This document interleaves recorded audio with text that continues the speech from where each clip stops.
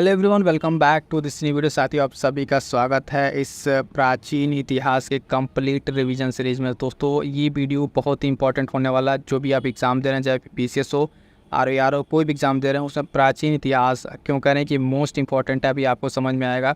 इस सेशन में हम लोग रिवीजन करेंगे कंप्लीट प्राचीन इतिहास को। ठीक है, सिर्फ एक वीडियो कंप्लीट होगी और इसमें हम लोग किस तरीके से आगे बढ़ेंगे, ये चीज़ पहले हम आपको बता दें। इसमें आपको देखेंगे चैप्टर वाइज, ये जो चैप्टर है और प्राचीन भारत का इतिहास।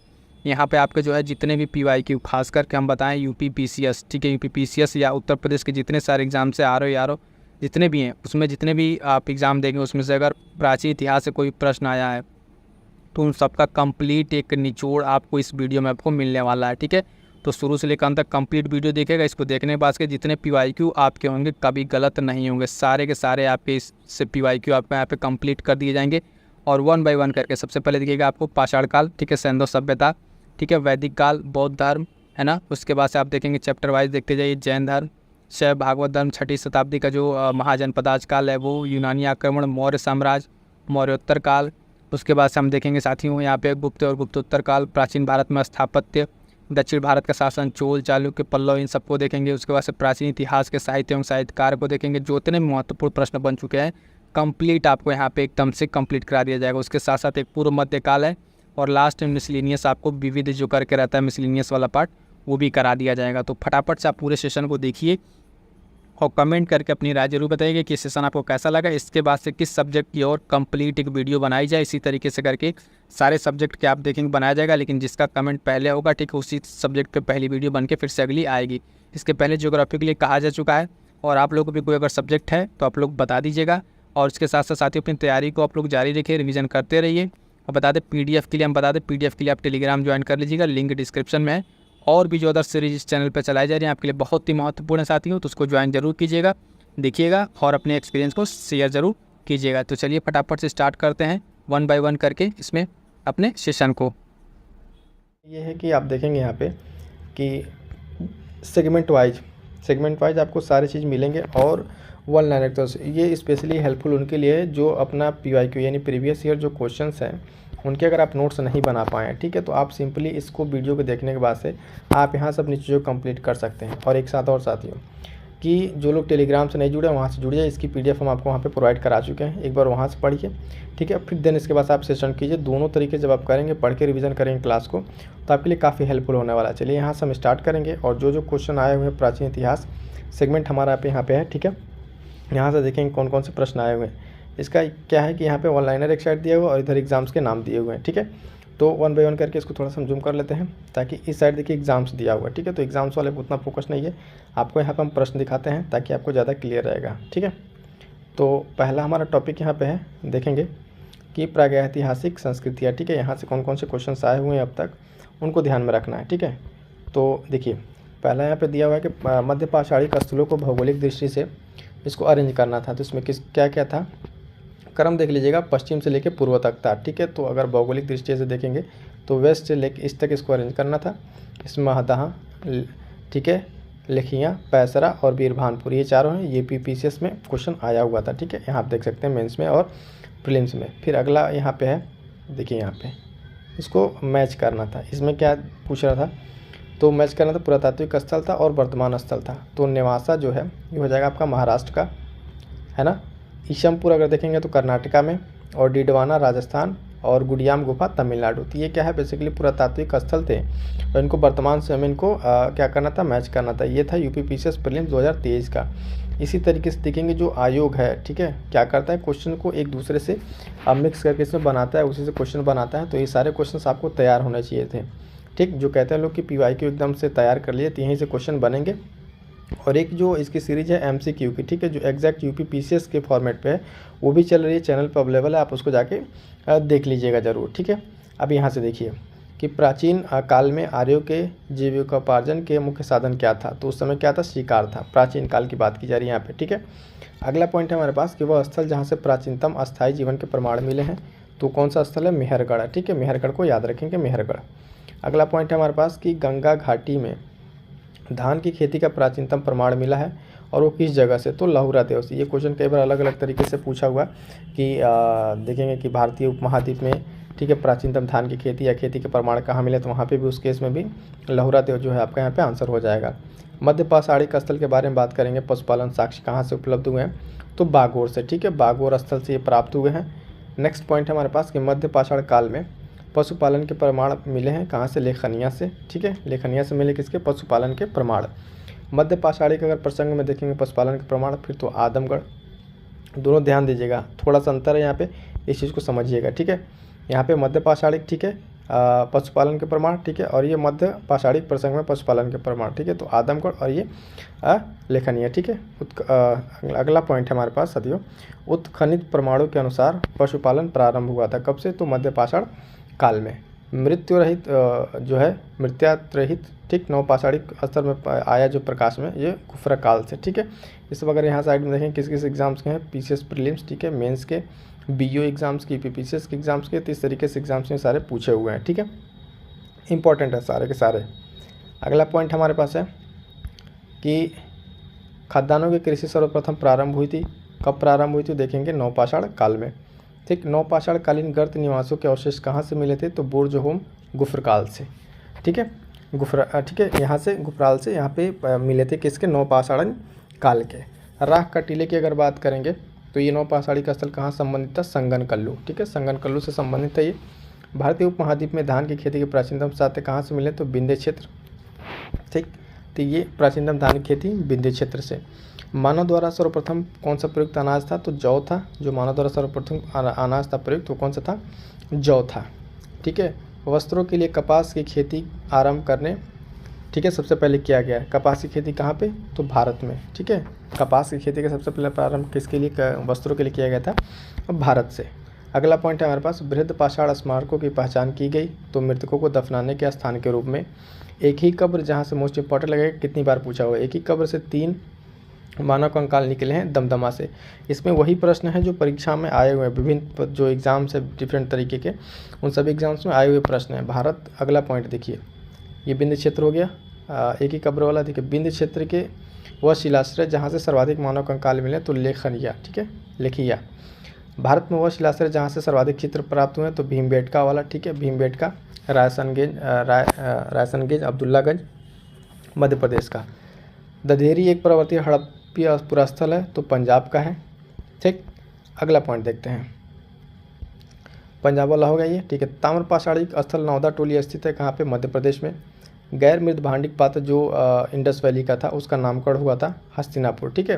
तो ओपीसी ये अभी रिसेंट का पूछा हुआ है, ठीक है ना, जीएस 2006 का ये है, और इसी से रिलेटेड अभी यूपी पीसीएस 2023 में भी क्वेश्चन था, ठीक है। तो यहीं से क्वेश्चन घूम फिर के बना, इन सबको हमको तैयार कर लेना है अच्छे से। अगला पॉइंट है साथियों कि भारत का वह स्थल जहाँ खुदाई से लौह धातु के प्रचलन के प्राचीनतम प्रमाण मिले हैं, अतरंजी खेड़ा। और नेक्स्ट पॉइंट है हमारे पास, ताम्रपाषाण काल के, ठीक है, महाराष्ट्र के लोग मृतकों को शरीर को फर्श के नीचे रखकर दफनाते थे, तो उत्तर से दक्षिण की ओर, ये डायरेक्शन के बारे में बात कर रहे हैं यहाँ पे। और ये देखेंगे यहाँ पे हमारा इसके पॉइंट कंप्लीट हो गया, जहाँ से इसके क्वेश्चन पूछे हुए, तब आ जाएंगे हम सिंधु घाटी पे, ठीक है। तो 2-4 पॉइंट है, उस पॉइंट को देख लेते हैं। एक पॉइंट है कि कोपेनहेगन संग्रहालय की सामग्री से पाषाण, कांस्य और लौह युग की त्रियुगीय विभाजन किया, तो थॉमसन ने किया था। भारत में प्रथम पुरापाषाणिक उपकरण की खोज करने वाले रॉबर्ट बुशफूड क्या थे, भूगर्भ वैज्ञानिक। ताम्रपाषाणिक नवदा टोली जो है स्थल, उसका उत्खनन किसने किया था, तो एचडी संकालिया ने। भीमबेटका गुफाएं प्रसिद्ध है किस लिए, तो शैल चित्र के लिए प्रसिद्ध हैं, ठीक है। दमदमा नामक पूरा स्थल संबंधित है मध्य पाषाण काल से। तो इस तरीके से यहाँ पे देखिए बहुत ज़्यादा हम आपको यहाँ पे एक्सप्लेन डिस्कस नहीं कर रहे हैं, सिर्फ आपको एक चीज़ ध्यान देना है यहाँ पे, ठीक है, कि जो एक्सप्लेनेशन वाली है, जो डिटेल एक्सप्लेनेशन, तो वहाँ पे जब पीवाईक्यू एक पेपर लेकर हम लोग करते हैं ईयर वाइज, जैसे 2023 का, ठीक है, 2022 का पेपर स्टार्ट किया था पीसीएस का, तो वहाँ पे क्या होता है, एक एक ऑप्शन जो दिया रहता है एमसीक्यू फॉर्म में वहाँ पे डिस्कस करते हैं। और यहाँ पे हम आप लोग चाह रहे हैं कि ये वन लाइनर फॉर्म में आपको फटाफट एकदम ये याद रहे टिप पे कि ये चीज़ इसका ये होता है, कि जब भी यहाँ से क्वेश्चन बने तो आपको वहाँ पर गलती न करें, ठीक है। तो इसलिए यहाँ पर थोड़ा सा फास्ट चलेंगे, जो पॉइंट है बस उसको बताते चलेंगे कि इसका क्या क्या आंसर है, ठीक है। इतनी सारी चीज़ें करते चलेंगे, ठीक है। इसके बाद हम बात करेंगे इंडस वैली। इंडस वैली में देखेंगे क्या क्या है, तो इंडस वैली को भी आज ही कंप्लीट कर लेते हैं, ठीक है। चलिए, तो इंडस वैली के यहाँ पे पहला प्रश्न हमारे पास है, जो भारतीय सिंधु घाटी सभ्यता और संस्कृति है। तो इसमें सही सुमिलन के लिए दिया था, सुमिलित करने के लिए पहला है हड़प्पा और इधर फसल दिया था, ठीक है, जो स्थल है और फसल कौन कौन से। तो चंदहुदड़ में अगर बात करेंगे तो सरसों की फसल मिली, हड़प्पा से तिल, है ना, कुनताशी जो है कोदो, और हुलास से धान के प्रमाण मिले हैं। तो ये सारी पॉइंट्स याद रखिएगा। अगला पॉइंट देखते हैं, नेक्स्ट पॉइंट हमारे पास क्या है। ये जो क्वेश्चन देखिए अभी आपका यूपी पीसीएस जे में 2023 के क्वेश्चंस थे। अभी हमारे पास ये सारे यूपी पीसीएस और प्रीलिम्स के आर के क्वेश्चंस आ रहे हैं, तो यहीं से क्वेश्चन बनेंगे आयोग के, इस चीज़ को ध्यान में रखना है। हड़प्पा सभ्यता से जल संरक्षण के साक्ष्य मिले हैं धौलावीरा से। हड़प्पीय पुरास्थल बनावली कहाँ स्थित है, तो रंगोई नदी पर, ठीक है, किस नदी पर, रंगोई नदी पर स्थित है। हड़प्पा सभ्यता का स्थल जो मांडी है भारत के किस राज्य में स्थित है, तो उत्तर प्रदेश में। अब यहाँ से क्या समझ में आ रहा है आपके, जब आप पढ़ेंगे इंडस वैली तो उसके क्या क्या पॉइंट्स को ध्यान रखेंगे, क्या क्या चीज़ें किस किस साइड से मिली हैं, ठीक है, वो साइड्स किस राज्य में है और किस नदी के किनारे है। ये 2-3 पॉइंट अगर समझ के पढ़ेंगे तो इससे इंडस वैली आपके लिए आसान हो जाएगा। अगला पॉइंट देखेंगे कि हड़प्पा सभ्यता का स्थल मांडी, ये हो गया, ठीक है। सिंधु घाटी सभ्यता के पुरास्थल से नाव के चित्र या मॉडल प्राप्त हुए तो मोहनजोदड़ो और लोथल से, ठीक, पुरास्थल से नाव के चित्र या मॉडल प्राप्त हुए मोहनजोदड़ो और लोथल। मोहनजोदड़ो से जो प्राप्त हुई है पशुपति शिव की प्रसिद्ध मोहर, उस पर किस पशु का अंकन नहीं है, तो सांड का उस पर अंकन नहीं है। बाकी जो पशु है उस पशु को आप वहाँ से इंडस वैली में नोट कर लीजिएगा, ठीक। ये क्वेश्चन पूछा हुआ है कि हड़प्पा संस्कृति के पूर्वी सीमांत का जो निर्धारण करता है तो आलमगीरपुर यूपी का, ठीक है, बनता है ना, जैसे हड़प्पा, ठीक है, तो उसका इधर पूर्वी पश्चिमी, ठीक है, पश्चिमी और सबसे नॉर्थ में साउथ में, तो किस तरीके से यहाँ पे ये जो ट्रायंगल बनता है कि त्रिगुणाकार है, तो यहाँ पे दैमाबाद है ना, आलमगीरपुर, मांडी, ठीक। तो ये सारे पॉइंट्स। अगला हमारे पास पॉइंट क्या है, ये हो गया मृडपट्टिका पर उत्कीर्णन सिंह युक्त देवता की जो कृति है प्राप्त हुई कहाँ से, लोथल से। हाथी के दांत का पैमाना जो है, ठीक है, हड़प्पा संदर्भ में कहाँ से मिला, तो लोथल से। हड़प्पा का उत्खनन करने वाला प्रथम पुरातत्वविद जो इसके महत्व को समझ पाया था, सर जॉन मार्शल, ठीक है, जॉन मार्शल थे जो इसके महत्व को समझ पाए थे। अगला पॉइंट है हमारे पास कि सिंधु सभ्यता का जो सब प्रयोग है सबसे पहले किया गया था जॉन मार्शल के द्वारा ही। सिंधु घाटी सभ्यता पर प्रकाश डालता है पुरातत्व संबंधित खुदाई। सिंधु सभ्यता के संबंध में केंद्र जो उत्तर प्रदेश में स्थित है तो आलमगीरपुर, हुलास, ठीक है, ये दोनों पॉइंट हैं और ये मेंस यूपी पीसीएस मेंस में इस पर क्वेश्चन बन रहे हैं, तो ये ध्यान दीजिएगा। मेंस के पर्सपेक्टिव से, मेंस के पर्सपेक्टिव से बता दें यूपी पीसीएस मेंस के लिए डेली आंसर राइटिंग चल रही है और पेपर 5 और 6 के लिए भी आपको वहाँ पे बहुत सारी चीज़ें कंप्लीट कराई जा रही हैं, तो वहाँ से आप उसको कंप्लीट कीजिए। हड़प्पा सभ्यता लोथल स्थित है कहाँ पे, गुजरात में। हड़प्पन संस्कृति के संदर्भ में शैलकृत स्थापत्य के प्रमाण मिले कहाँ से, धौलावीरा से। और एक जुते हुए खेत की खोज कहाँ की गई, कालीबंगा। भारत का सबसे बड़ा हड़प्पन पुरातत्व स्थल राखीगढ़ी, ठीक है। ये सारे पॉइंट्स किसे, सिंधु घाटी सभ्यता से हमें याद रखने हैं। मूर्ति पूजा का आरंभ कब से माना जाता है, पूर्व आर्यन पीरियड से। हड़प्पन संस्कृति की जानकारी का प्रमुख स्रोत क्या है, ये पुरातत्विक खुदाई है। और यहाँ पे एक पॉइंट है कि अवस्था और ऋग्वेद में समानता है जो है, जिंद अवस्था जो है क्षेत्र संबंधित है ईरान से। भारत में कपास की खेती का सबसे पहला साक्ष्य कहाँ प्राप्त हुआ है, तो मेहरगढ़ में। हड़प्पा का वह स्थान जहाँ से अगर आप देखेंगे मिट्टी के हल्की आकृति मिली तो कहाँ से, बनावली से। ये सारे पॉइंट्स याद रखने हैं। वह स्थान जहाँ से 100 पेटी का ताबूत प्रमाण मिले हैं, हड़प्पा। सिंधु घाटी सभ्यता का पोर्ट टाउन बंदरगाह था, लोथल। और अगला पॉइंट है हमारे पास आती है कि भारत में स्वतंत्रता के बाद सर्वाधिक संख्या में हड़प्पन स्थलों की खोज कहाँ हुई, तो गुजरात में। अभी आप देखिए यहाँ पे जो एग्जाम्स के हैं आपको एग्जाम्स दिखाते रहे कौन कौन से सारे एग्जाम्स एक बार देख लिए। इन सारे एग्जाम्स में पूछे हुए इस सिर्फ यूपी के। जब आप घटना चक्र पढ़ते हैं, ठीक है, घटना चक्र, तो उसमें आपके अन्य सारे पीसीएस के भी क्वेश्चन मिलते हैं, लेकिन जब यहाँ पे स्पेशली हम बात करते हैं यूपी पीसीएस, ठीक है, और आरओ तो उसके लिए मोस्ट इंपॉर्टेंट है कि जो आपके पीवाईक्यू हैं उन प्रश्नों को आप याद रखें कि ऋग्वेद में उल्लिखित दशराज युद्ध, ठीक है, दशराज युद्ध लड़ा गया था, कहाँ पे लड़ा गया था, यानी किस नदी के तट पर लड़ा गया था, क्वेश्चन ये पूछा था। तो ये दशराज युद्ध लड़ा गया था, आप देखेंगे परुष्णी नदी के तट पर, ठीक है, कौन सी नदी के तट पर, परुष्णी नदी के तट पर इसको लड़ा गया है। उसके बाद से नेक्स्ट पॉइंट है कि पुराणों के 5 लक्षणों का उल्लेख मिलता है। जो पुराण है उसके 5 लक्षण है, उनका उल्लेख कहाँ पर मिलता है, किस पुराण में मिलता है, अगर आप बात करें ऐसे तो मिलता है ये मत्स्य पुराण में, ठीक है, इंपॉर्टेंट है। पुराण कितने होते हैं ये पॉइंट ध्यान रखिएगा, टोटल 18 पुराण होते हैं, ठीक है। इसमें से मत्स्य पुराण में हम देखेंगे 5 लक्षणों का उल्लेख जो है मिलता है। अगला पॉइंट है हमारे पास कि 1028 संस्करण है, ठीक है, इतने संस्करण किस में है, ठीक, तो ये आप देखेंगे किस में पाया जाता है, ये ऋग्वेद में, ठीक, इंपॉर्टेंट है। अष्टक भी कहा जाता है, अष्टक किसे कहा जाता है, तो ऋग्वेद को अष्टक भी कहा जाता है। दोनों पॉइंट ऋग्वेद से रिलेटेड याद रखेंगे। क्योंकि एग्ज़ाम से पूछा हुआ पॉइंट है तो उसको फिर रिपीट करने के चांसेस काफ़ी ज़्यादा हैं। अगला देखिए, अगला पॉइंट क्या रहा है, ये मिलान करने के लिए दिया था। एक तरफ वेद दिया हुआ है, दूसरी तरफ ब्राह्मण दिया हुआ है। तो ऋग्वेद, यजुर्वेद, सामवेद और अथर्ववेद, यहाँ पे मिलान है। ऋग्वेद के जो ब्राह्मण उनको क्या कहते हैं, कौशिकी या ऐत्रेय ब्राह्मण। यजुर्वेद के अगर ब्राह्मण की बात करें तो शतपथ, तैत्तिरीय ब्राह्मण इनको कहा जाता है। और सामवेद में जो है पंचविश है ना, षड्विश, अद्भुत और उसके बाद से जैमिनी। अथर्ववेद में अगर बात करें तो भूपत ब्राह्मण। ठीक है, ये सारे इसके ब्राह्मण अलग अलग वेदों के, ये सारे पॉइंट्स यहाँ पे इंपॉर्टेंट है, इसको ध्यान रखिएगा।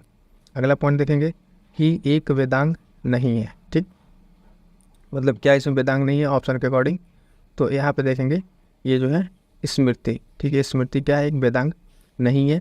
अगला पॉइंट देखेंगे साथियों कि वैदिक कालीन प्रशासन में जो है भागदू अधिकारी था। किस चीज़ का अधिकारी था ये, तो राजस्व का जमा करने वाला अधिकारी था। कौन सा, भागदू। ठीक है, ये पॉइंट वैदिक कालीन प्रशासन से रिलेटेड है। अब यहाँ सब कुछ ध्यान रखेंगे कि वैदिक कालीन प्रशासन में जो अन्य पॉइंट्स हैं उन सारे पॉइंट्स को एक बार जाकर जरूर अपने नोट से रिवाइज कर लिया या फिर जहाँ से आपने पढ़ा रखा है, क्योंकि इस तरीके से प्रश्न यहाँ पे अब पूछे जा रहे हैं। अगला पॉइंट है कि वह ग्रंथ जिसमें आयुर्वेद शब्द का प्रयोग हुआ है। ठीक है, तो आयुर्वेद शब्द का प्रयोग किस में हुआ है, आप देखेंगे ऋग्वेद में। ठीक है, ऋग्वेद में प्रयोग हुआ किस शब्द का, आयुर्वेद शब्द का। महाभारत का उपनाम क्या है, सप्तशास्त्री संहिता। ठीक है, महाभारत ग्रंथ का क्या है, ये उपनाम है। ठीक है, अगला पॉइंट है कि पवित्र गायत्री मंत्र अंतर्विष्ट, यानी जो गायत्री मंत्र है उसको हम देखेंगे किस वेद में इसका उल्लेख मिलता है, तो ऋग्वेद में। और एक पॉइंट यहाँ पे और आपको बता दें कि जो गायत्री मंत्र है, ठीक है, इसको किसने लिखा था, तो ऋषि विश्वामित्र ने। ठीक है, पॉइंट भी याद रखेंगे, विश्वामित्र के द्वारा ये रचित है गायत्री मंत्र। गायत्री मंत्र के नाम से प्रसिद्ध मंत्र सर्वप्रथम मिलता है तो ऋग्वेद में। ऋग्वेद की मूल लिपि क्या थी, तो आप देखेंगे ब्राह्मी। ऋग्वेद की मूल लिपि क्या थी, ब्राह्मी थी। अगला पॉइंट है कि ऋग्वेद पर आधारित संकलन। ठीक है, कौन सा संकलन है, तो सामवेद। सामवेद की अगर बात करेंगे तो किस पे आधारित है, ऋग्वेद पे आधारित क्या है, संकलन है। अगला पॉइंट, ऋग्वैदिक धर्म था कैसा धर्म था, तो बहुदेववादी, यानी एक से ज़्यादा देवताओं की पूजा करने की बात करने वाला वेद कौन सा है, ऋग्वैदिक। अगला पॉइंट है कि ऋग्वैदिक काल में जनता विश्वास करती थी। किसमें विश्वास करती थी, तो बलि एवं कर्मकांडों में। बलि एवं कर्मकांडों की बात करें तो वो जो ऋग्वैदिक कालीन जनता थी या फिर कालीन लोग थे वो विश्वास रखते थे बलि और कर्मकांडों में। अगला पॉइंट है कि गोत्र शब्द का प्रयोग सर्वप्रथम हुआ था किसमें, ऋग्वेद में। ऋग्वेद ये ऐसा वेद है जिसमें क्या करेंगे आप देखेंगे कि ऋग्वेद का सर्वप्रथम प्रयोग हुआ था।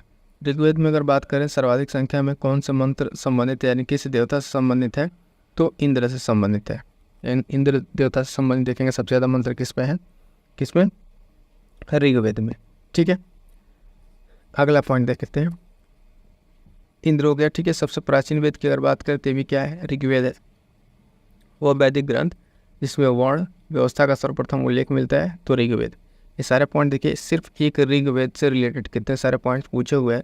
इसी तरीके से जब भी कोई पॉइंट हो तो उसको एकदम अच्छे से तैयार कीजिए ताकि उसके जो भी इर्द गिर्द के पॉइंट हैं वहाँ से आपको क्वेश्चन मिल सके। ऋग्वेद में उल्लिखित यव शब्द कृषि उत्पाद हेतु किया गया था तो जौ के लिए। ठीक है, जौ के लिए उत्पाद के लिए किया गया था यव शब्द। अगला पॉइंट है, इस पॉइंट में क्या कहा गया है, ये भी इम्पोर्टेंट, सारे इंपॉर्टेंट तो है ही है। अब देखिए इसमें कहा गया है कि ऋग्वेद में उल्लिखित प्रसिद्ध 10 राजाओं का युद्ध लड़ा गया था परुष्णी नदी के किनारे पर। अभी ऊपर क्वेश्चन आया था 10 राज का युद्ध करके। अब यहाँ पर डायरेक्ट क्या कह रहा है कि 10 राजाओं के युद्ध के बारे में पूछ रहा है, तो परुष्णी नदी रावी नदी के किनारे पे यहाँ पे लड़ा गया था।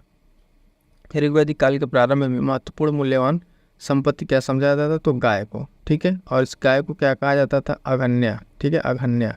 अगला पॉइंट ही वही है कि आप देखेंगे कि वैदिक काल में अघन्या किसको माना जाता था, तो गाय को। ये सबसे पवित्र मानी जाती थी और सबसे मूल्यवान जो संपत्ति है किसको माना जाता था, गाय को। और इसको कहा जाता था क्या, अघन्या। ठीक है, ये पॉइंट। नेक्स्ट देखेंगे, नेक्स्ट पॉइंट है कि वैदिक साहित्य में जिसमें मोक्ष की चर्चा मिलती है वो कौन सा है, उपनिषद। यानी अगर आप मोक्ष की बात करेंगे तो किस साहित्य में है, उपनिषद में है। वैदिक देवताओं में पुरोहित माना जाता था किसको, बृहस्पति। ठीक है, वैदिक इसमें अगर आप देखेंगे पुरोहित माना जाता था किसको, देवताओं को माना जाता। उत्तर वैदिक काल में आर्य संस्कृति का धूर समझा जाता था किसको, कुरु और पांचाल को।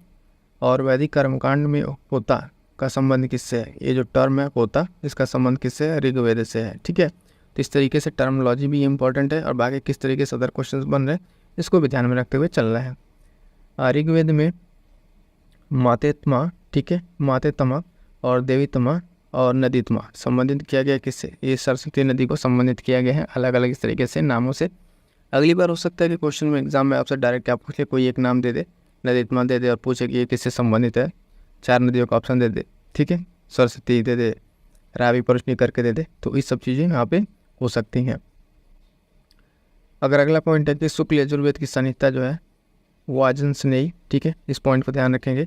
और शतपथ ब्राह्मण में उल्लिखित राजा विदेह माधव से संबंधित ऋषि कौन से थे, तो ये ऋषि गौतम, ठीक थे, ऋषि गौतम क्या थे, राजा विदेह से संबंधित क्या थे, ऋषि गौतम। उसके बाद अगला पॉइंट साथ ही हमारे पास कि जिस ग्रंथ में पुरुष मेध का उल्लेख हुआ है वह है तो शतपथ ब्राह्मण, ये इंपॉर्टेंट पॉइंट इस तरीके से क्वेश्चन में एग्जाम में आए हुए हैं। गोपद ब्राह्मण संबंधित अभी हमने ऊपर देखा किससे, अथर्ववेद से संबंधित है। आयुर्वेद अर्थात जीवन का विज्ञान का उल्लेख सर्वप्रथम किसमें मिलता है, तो अथर्ववेद में, ठीक है। आयुर्वेद और इस विज्ञान का उल्लेख जो बात किया है अथर्ववेद में, और आयुर्वेद सिर्फ शब्द की अगर बात करें तो किस में आया था ये, अगर सिर्फ शब्द की बात करेंगे तो ये मिला था हमको ऋग्वेद में। वह उपनिषद जिसमें पहली बार जो है निराशावाद के तत्व दिखाई देते हैं तो मैत्रायणी, ठीक है, मैत्रायणी में अगर आप बात करें तो क्या दिखाई देता है, निराशा के तत्व दिखाई देते हैं। अगला पॉइंट है हमारे पास कि भारतीय प्रतीक,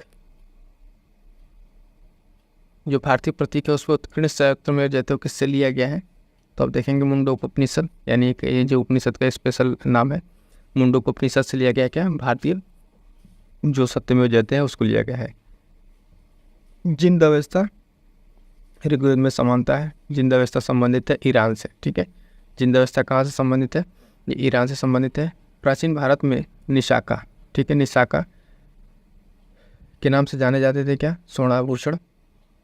अगला पॉइंट है 14वीं शताब्दी में एक अभिलेख जिसमें वैदिक देवताओं का वर्णन मिलता है प्राप्त हुआ है, तो बोगज कोई एशिया माइनर से, ठीक है, ये देखिएगा ध्यान रखिएगा, ये कई बार पूछा हुआ क्वेश्चन है कि जो एक अभिलेख ऐसा है जिसमें वैदिक देवताओं के नाम का वर्णन है तो बोगज कोई है और एशिया माइनर से प्राप्त है। मनुस्मृति संबंधित है किससे है, समाज व्यवस्था से संबंधित है। वह उपनिषद जिसमें आध्यात्मिक ज्ञान के विषय में नचिकेता और यम का संवाद प्राप्त होता है, तो कठोपनिषद में, किसमें, कठोपनिषद में ये प्राप्त होता है। यम और नचिकेता के बीच की जो सारी बातें संवाद है उसको किसमें, कठोपनिषद में। ऋग्वेद में उल्लिखित अफगानिस्तान के साथ आर्यों के संबंध का एक सूचक है कुबा, ठीक है, क्रमू नदी, यानी अगर बात करें कि ऋग्वेद में एक ऐसी चीज़ चर्चा की गई है कि जो आ रहे हैं या अफगानिस्तान से आए हैं, क्योंकि आप देखेंगे ऋग्वेद में अफगानिस्तान की इन कुछ नदियों का नाम जो उल्लेखित है जिसमें कुबा क्रमू नदियाँ हैं, इस तरीके से नदियाँ जिनका उल्लेख ऋग्वेद में मिलता है, तो इससे अंदाज़ा लगाया जाता है कि नदियाँ भी कहाँ से संबंधित है, अफगानिस्तान से। सर्वाधिक ऋग्वेदी की सूक्ति समर्पित है किसको, इंद्र को, यानी हम अभी पहले क्वेश्चन में आ चुका है कि सबसे ज़्यादा किस देवता का नाम उल्लेखित है, तो इंद्र का यहाँ पे नाम उल्लेखित है। आर्य शब्द का शाब्दिक अर्थ क्या है, श्रेष्ठ, ठीक है, आर्य शब्द का शाब्दिक अर्थ क्या है, यहाँ पे श्रेष्ठ हो जाता है। अगला पॉइंट है अधार्व्यू का अर्थ क्या है, ठीक है, अधार्व्यू, ठीक है, इसका अर्थ है यज्ञ करने वाला पुरोहित। उपनिषद काल के राजा अश्वपति जो है उसके शासक थे, कहाँ के शासन थे ये, कैकेयी के शासक थे, ठीक है, ये पॉइंट याद रखेंगे। सर्ग, प्रतिसर्ग, वंश, मनवंतर और वंशानुचरित संकेतक हैं किसके, पुराणों के संकेतक हैं। भारत का प्रथम अगर विधि निर्माता की बात की जाए तो जो मनु को माना जाता है, जो मनुस्मृति लिखे थे। अगला पॉइंट है प्राचीन काल के महान विधि निर्माता थे, तो वही मनु हो जाएगा। कौशेय शब्द का प्रयोग किया गया रेशम शब्द के लिए, इसको कर लीजिए, आगे आने वाले समय क्वेश्चन पूछा जा सकता है, ठीक। अगला पॉइंट है कि क्लासिकल संस्कृत में आर्य शब्द का अर्थ है एक उत्तम व्यक्ति। ऋग्वेद है क्या, स्रोतों का संकलन। इतिहास शब्द का उल्लेख मिलता है अथर्ववेद में, और यहाँ पे एक पॉइंट है, ठीक है, वैदिक काल का लास्ट पॉइंट देखेंगे, ऋग्वेदों में उल्लेखित 10 राजाओं का संग्राम हुआ था पौरुषणी नदी के तट पर। ये देखेंगे मोस्ट इंपॉर्टेंट लगा लीजिएगा, 10 राजाओं का युद्ध पौरुषणी नदी, 3 बार घूम फिर के अलग अलग जगहों पर ये चीज़ें पूछा जा चुका है, ठीक है। को बता दें कि यूपीपीसीएस के लिए दोनों चीज़ें एक साथ पैरेलल डेट जिस तरीके से आ गई है वो दोनों चीज़ें इंपॉर्टेंट है। आप ही लोग की डिमांड पे यहाँ पे यूपीपीसीएस के लिए प्रीलिम्स के लिए जीएस की कंप्लीट टेस्ट सीरीज अगर आप यहाँ चीज़ें प्रोवाइड करा दिए तो उसका लाभ आप ज़रूर लें, ये आपके प्रिपरेशन को ज़रूर बूस्ट करेगा, ठीक है। और इसमें हम आपको बताएं सारे सब्जेक्ट वाइज जितने सारे सब्जेक्ट आप यहाँ पे देख पा रहे हैं उन सबका कंप्लीट यहाँ पे प्रीलिम्स टेस्ट सीरीज आपको उपलब्ध कराया जा रहा है। अब तक में देखेंगे तो भूगोल का हो गया है, ठीक है, उत्तर प्रदेश हो गया, और ये पॉलिटी चल रहा है, ठीक है, करंट अफेयर भी आपको यहाँ प्रोवाइड कराया जा रहा है। तो दोस्तों आप अपनी पढ़ाई को अपने साथ जारी रखिए, ठीक है, जो अपना पढ़ रहा है उसके साथ साथ अगर आप इस चैनल के माध्यम से जुड़े रहेंगे अगले 1-2 महीने में आप अपने अंदर बदलाव पाएंगे। ओके, महाजनपद में पहला पॉइंट यहाँ पे जो क्वेश्चन पूछा गया था वो था कि 16 महाजनपदों का उल्लेख कहाँ है। सबसे पहला पॉइंट इसमें क्वेश्चन जो इंपॉर्टेंट था पूछा गया था कि 16 महाजनपदों का उल्लेख कहाँ किया गया था, तो अंगुत्तर निकाय में, ठीक है, ये एक ग्रंथ है, ठीक है। तो इस अंगुत्तर निकाय में क्या है, इसका उल्लेख मिलता है। उसके बाद अगर हम बात करें कलिंग नरेश खारवेल, ठीक है, ये कलिंग के नरेश थे खारवेल, इनका संबंध किससे था, किस वंश था, ये पूछा हुआ था, तो चेदी वंश, ठीक है, चेदी वंश से संबंधित थे खारवेल, ठीक है। और खारवेल से ही संबंधित देखें इंपॉर्टेंट याद रखिएगा हाथी गुम्फा अभिलेख, ठीक है, हाथी गुम्फा अभिलेख जो है ये भी कई बार क्वेश्चन पूछा हुआ है, ठीक है, और बार बार पूछा भी जाता है। तो हाथी गुम्फा अभिलेख भी ध्यान रखेंगे खारवेल से रिलेटेड। अगला पॉइंट इसमें क्या पूछा गया है कि 6वीं शताब्दी ईसा पूर्व का मत्स्य महाजनपद स्थित था, तो कहाँ पे, राजस्थान में। आप देखेंगे कि जो 16 महाजनपद हैं भारत के, ठीक है, उनके अगर डिफरेंट लोकेशंस की अगर हम बात करें तो आप उन लोकेशंस को एक बार मैप के माध्यम से एक बार जरूर कंप्लीट कर लीजिएगा कि कौन कौन से महाजनपद किस किस क्षेत्र में थे, ठीक है, और वर्तमान में उनकी क्या जगह है, ठीक है। तो जैसे कुछ मगध का रीजन हो गया, उत्तर प्रदेश में कितने थे, उत्तर प्रदेश का हम आपको बता दें उत्तर प्रदेश में टोटल 8 महाजनपद थे, ठीक है। तो उत्तर प्रदेश का इतना उपजाएगा, महाजनपद कितने, 8 महाजनपद, ठीक है। इसी तरीके से यहाँ पर चीज़ें इसको कैसे रिलेट करके तैयार करना है। फिर अगला देखेंगे प्राचीन नगर के अवशेष कुम्हार स्थल, ठीक है, प्राप्त हुए, कहाँ से प्राप्त हुए हैं, तो पाटलिपुत्र से प्राप्त हुए हैं, ठीक है। तो भी इंपॉर्टेंट है, सारा पूछा हुआ क्वेश्चन। नेक्स्ट क्वेश्चन देखेंगे कि मालवा क्षेत्र पर मगध की सत्ता का विस्तार हुआ था, ठीक है। तो जिसमें मगध था जो उसका मालवा क्षेत्र यानी मगध क्षेत्र जो मगध सत्ता थी उसका मालवा क्षेत्र पर विस्तार कब हुआ था, किसके टाइम पीरियड में हुआ था, तो शिशुनाग के समय पर, ठीक है, शिशुनाग के समय पर इस तरीके के क्वेश्चन देखने को मिला था। क्लियर है। नेक्स्ट देखेंगे, नेक्स्ट पॉइंट है जो क्वेश्चन पूछा हुआ इससे रिलेटेड कि मगध का शासक जिसने राज्यारोहण के लिए अपने पिता की हत्या कर दी स्वयं इसी कर्ण सप्तपुत्र द्वारा मारा गया। तो ये भी मोस्ट इंपॉर्टेंट क्वेश्चन है, हिस्ट्री में कई बार रिपीटेड क्वेश्चन है।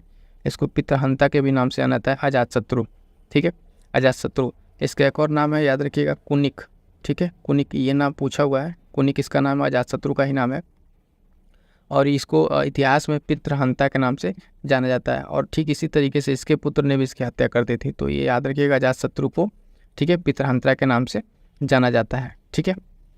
अगला इसमें क्वेश्चन पूछा हुआ था कि मगध का सम्राट जिसे अपरोप, ठीक है, अपरोप परशुराम, ठीक है, के नाम से जाना जाता था, तो ये महापद्मनंद, ठीक है, इन्होंने ये क्या लिया था, इस तरीके की उपाधि ली थी, ठीक है, अपरोप परशुराम, ठीक है। तो महापद्मनंद इससे रिलेट हो जाएंगे। नेक्स्ट क्वेश्चन है कि प्राचीन श्रावस्ती का नगर विन्यास, ठीक है, आकृति क्या थी, तो ये क्वेश्चन भी आप देखेंगे किस तरीके से पूछा हुआ था, तो यहाँ पे था अर्धचंद्राकार, ठीक है, ये आई थिंक PCS लगभग ये अर्धचंद्राकार वाला 2013 और का क्वेश्चन शायद है जो पूछा हुआ था, ठीक है। अगला पॉइंट इसमें देखेंगे प्राचीन श्रावस्ती होगा, ठीक है, 6वीं शताब्दी में सुक्तिमती राजधानी थी, ठीक है, तो चेदी की। अब इस तरीके से यहाँ से आपको रिलेट कर लेना है, जो PIQ कहता है ना, PIQ कैसे करना रहता है, क्या वहाँ से समझना रहता है। तो लिंक देखिए कि आयोग किस तरीके से क्वेश्चन पूछ रहा है। अब यहाँ पे अगर जो 16 महाजनपदाज हैं, ठीक है, पहली चीज़ हमने बता दी कि 8 आपके उत्तर प्रदेश में थे, उनको याद रखना है, साथ साथ उनकी राजधानी याद रखनी है। यहाँ पे एक राजधानी पूछ के आयोग ने आपको हिंट दे दिया है कि अगर अब यहाँ से एक राजधानी पूछा तो आगे चल क्या कर सकता है, मैच करने को दे सकता है, आपको 2-3 महाजनपदाज दे दे, उसकी राजधानी मैच करने को दे दे। तो इस तरीके से हमें यहाँ इस पॉइंट को कैसे तैयार कर लेना है कि जो भी महाजनपदाज हैं उनको, ठीक है, उनका लोकेशंस कहाँ पे वर्तमान लोकेशंस है उनका, और उसके साथ साथ उनकी राजधानी कहाँ पर है, उसको सबको तैयार कर लेना है। अगला पॉइंट देखेंगे, क्वेश्चन था कि अखिल अभिलिखित साक्ष्य में प्रकट होता है कि नंद राजा के आदेश से एक नहर खोदी गई थी। तो कहाँ पे नहर खोदी गई थी, बनाई गई थी, आप देखेंगे कलिंग में, ठीक है, कलिंग में नहर कहाँ बनाई गई थी।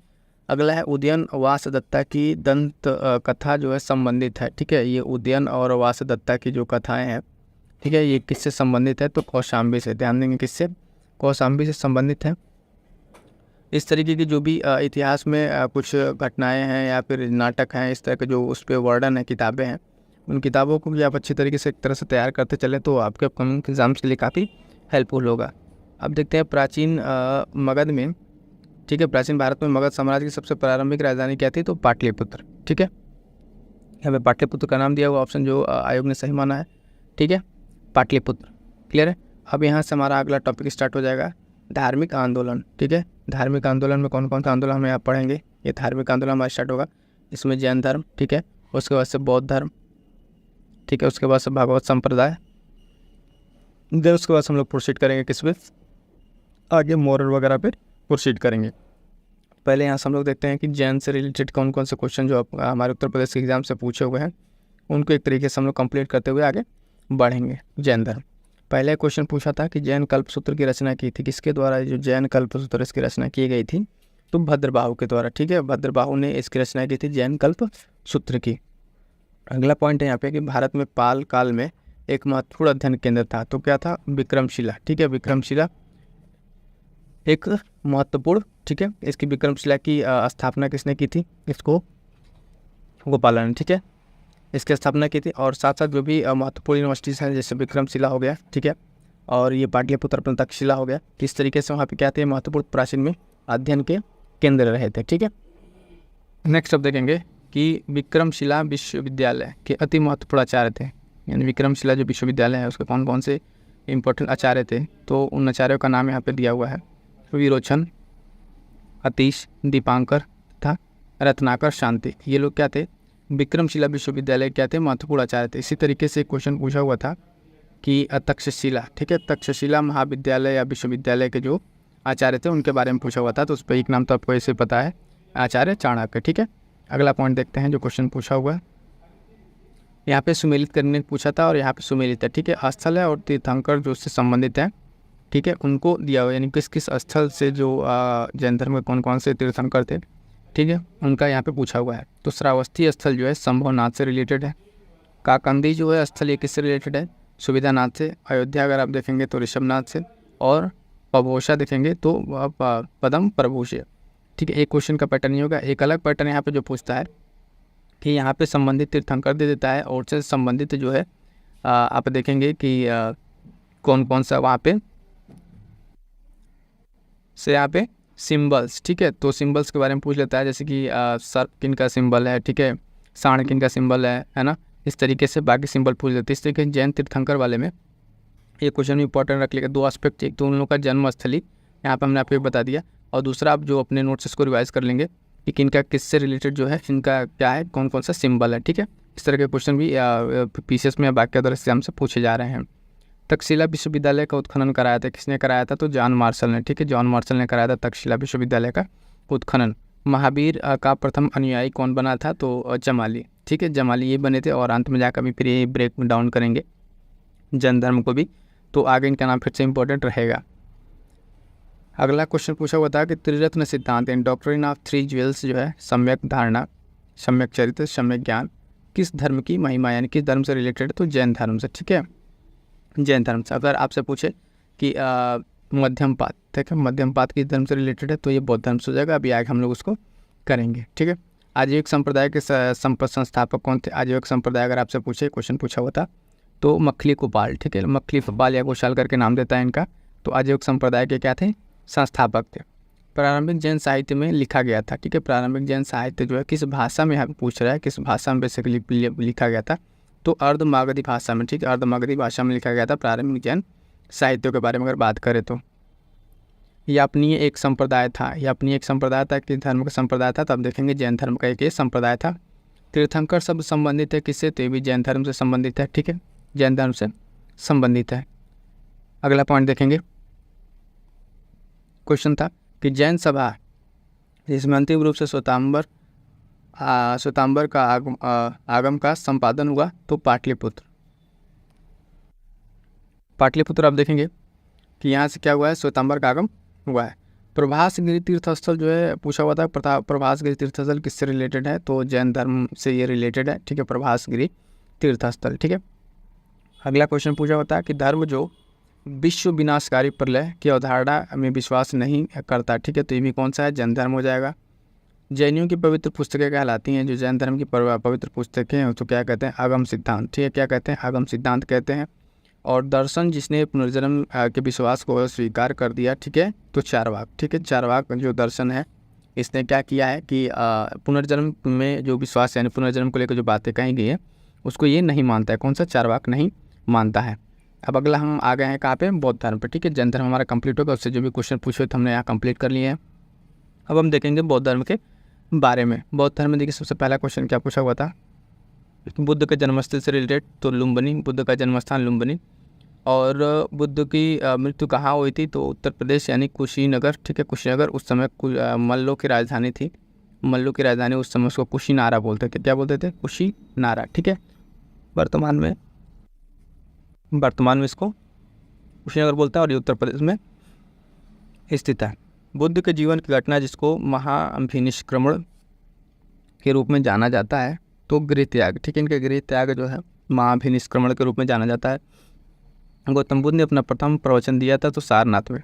एक इम्पॉर्टेंट ये भी है कि सर्वाधिक कहाँ पे दिए थे, तो श्रावस्ती में। कहाँ पे, श्रावस्ती में। तो भी क्वेश्चन याद रखिएगा, इन दोनों में कंफ्यूज नहीं होना है, प्रथम और सर्वाधिक में।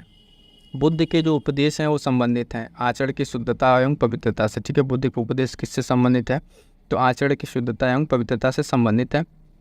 भारतीय कला में बुद्ध के जीवन की घटना का चित्रण मृग सहित चक्र द्वारा हुआ है। ठीक है, तो प्रथम उपदेश में, यानी जो सिम्बोलिज्म है बुद्ध धर्म से रिलेटेड वो भी इंपॉर्टेंट, अगर यहाँ एक बार पूछ लिया है। बाकी अदर में जो भी सिम्बल्स है, चक्र हो गया है ना, हाथी हो गए, घोड़े हो गए, पीपल हो गया, ये सब क्या क्या बुद्ध में रिप्रेजेंट करते हैं, इन सबको आप एक बार रिवाइज जरूर कर लीजिएगा। हम आपको हिंट कर दे रहे हैं। धर्म चक्र परिवर्तन, ठीक है, किया गया था तो सारनाथ से। सारनाथ में अपना प्रथम प्रवचन दिया था महात्मा बुद्ध ने। बुद्ध ने सर्वाधिक उपदेश दिए, तो फिर क्वेश्चन पूछा हुआ था, आ ही गया, श्रावस्ती में। ठीक है, श्रावस्ती में सबसे ज़्यादा बुद्ध ने उपदेश दिए। बौद्ध संघ में भिक्षुड़ी के रूप में स्त्रियों के प्रवेश की अनुमति बुद्ध द्वारा दी गई थी। तो किस जगह पर दी गई थी, तो वैशाली में। ठीक है, इंपॉर्टेंट है, इसको रिपीट होने के चांसेस बन सकते हैं।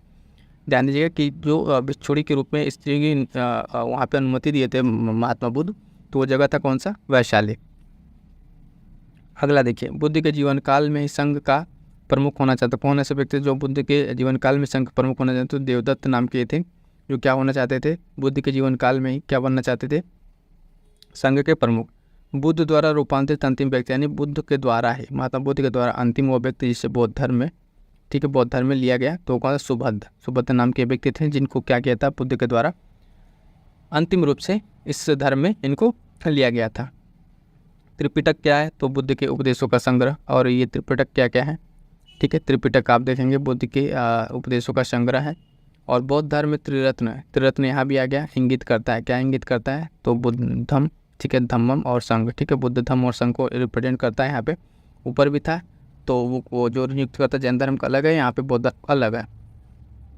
प्रथम बौद्ध संगति का आयोजन हुआ था कहाँ पे, अजातशत्रु के शासनकाल में, पाटलिपुत्र में। ठीक है, तो यहाँ पे हो गया। संसार अस्थिर और क्षणिक है, यह कथन है किसका, बौद्ध का कथन है।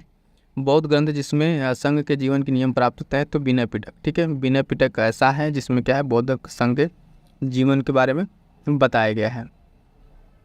अगला देखते हैं। अगला क्वेश्चन, विदेशी राजा जिसने समुद्रगुप्त से अनुरोध किया था कि उसे भारत में बौद्ध विहार बनाने की अनुमति दी जाए, तो मेघवर्मन था। ठीक है, इसने क्या किया था, एक विदेशी राजा था और समुद्रगुप्त से रिक्वेस्ट किया था कि भारत में जो है बौद्ध धर्म के विहार को बनवाया जाए। बोध गया में महात्मा बुद्ध ने 2 बंजारों को उपदेश देकर अपना उपासक बना लिया था। वे 2 बंजारे कौन थे, तो मलिक और तपस्सु। ये 2 बंजारे थे जिनको महात्मा बुद्ध ने उपदेश देकर क्या बना लिया था, अपना उपासक बना लिया था। इंपॉर्टेंट क्वेश्चन की सप्तकर्णी गुफा स्थित है, कहाँ स्थित है, राजगिरी बिहार में। ठीक है, राजगिरी बिहार में क्या स्थित है, सप्तकर्णी गुफा। अगला क्वेश्चन है कि विशुद्धिमग्ग नामक पुस्तक किस संप्रदाय से संबंधित है, तो हीनयान से, जो आगे चल के बुद्धिज़्म जो है 2 ब्रांचों में ब्रेक होता है, हीनयान महायान, तो उसमें एक है विशुद्धिमग्ग, किस पुस्तक, जो पुस्तक है किस संप्रदाय से है, तो हीनयान से। शून्यता के सिद्धांत का सर्वप्रथम प्रतिपादन करने वाला बौद्ध दार्शनिक थे, तो नागार्जुन थे ये। ठीक है, उत्तर प्रदेश में बौद्ध एवं जैनियों के दोनों प्रसिद्ध तीर्थस्थली हैं, कौशाम्बी। ठीक है, मोस्ट इंपॉर्टेंट है, ये कई बार क्वेश्चन पूछा हुआ है। कि बुद्ध और जैन दोनों से रिलेटेड कौन सा ऐसा स्थल उत्तर प्रदेश में, तो कौशाम्बी है। ठीक है, इस पे मेंस क्वेश्चन भी हमने कराए हुए हैं पीसीएस के लिए का। तो इस तरह के क्वेश्चन इंपॉर्टेंट हो जाएंगे मेंस और पेज दोनों के पर्सपेक्टिव से। बौद्ध धर्म और जैन धर्म दोनों में विश्वास करते हैं क्या? कर्म तथा पुनर्जन्म के सिद्धांत को सही मानते हैं। ठीक है, हालांकि बुद्ध जो है आत्मा को लेकर उस पर उनका वो है, ठीक है, मौन रहे थे, उस पर उन्होंने ज़्यादा कुछ नहीं कहा था। अफगानिस्तान का बामियान प्रसिद्ध था किस लिए? बुद्ध प्रतिमा के लिए। ठीक है, अफगानिस्तान का बामियान जो है इसके लिए प्रसिद्ध था। देश में मूर्ति पूजा की नींव रखी थी, तो बौद्ध धर्म ने इसकी नींव रखी थी। वह काल, नेक्स्ट क्वेश्चन है कि वह काल जिसमें बुद्ध की खड़ी प्रतिमा बनाई गई, तो कुषाण काल है। ठीक है, बुद्ध की अलग अलग प्रतिमाएं बनाई गई, इससे नेटिव प्रतिमा, ठीक है, ध्यान की मुद्रा में। तो यहाँ पे खड़ी प्रतिमा जो है कुषाण काल में बनाई गई। भूमि स्पर्श मुद्रा के सारनाथ की बुद्ध की प्रतिमा संबंधित है गुप्त काल से। देखिए यहाँ पे जो भूमि पर स्पर्श करते हुए मुद्रा है महात्मा बुद्ध की, ठीक है, वो किस काल से संबंधित है?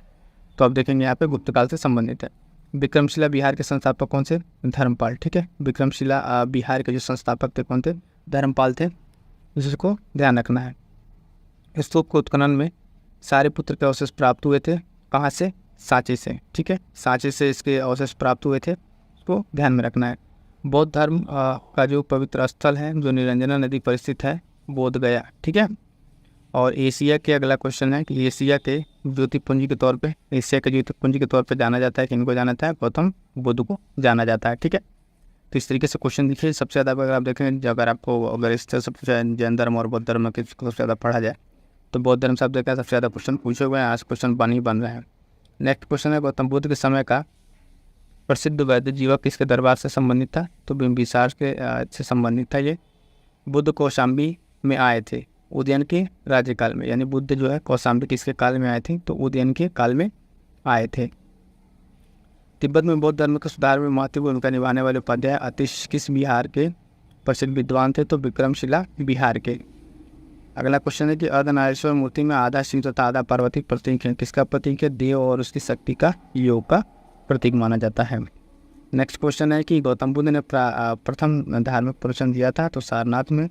और भारत में सर्वप्रथम मानव मूर्ति की पूजा हुई थी, तो बुद्ध की। ठीक है, मानव मूर्ति में अगर पूजा की बात करें तो बुद्ध की सबसे पहले इसमें पूजा हुई थी।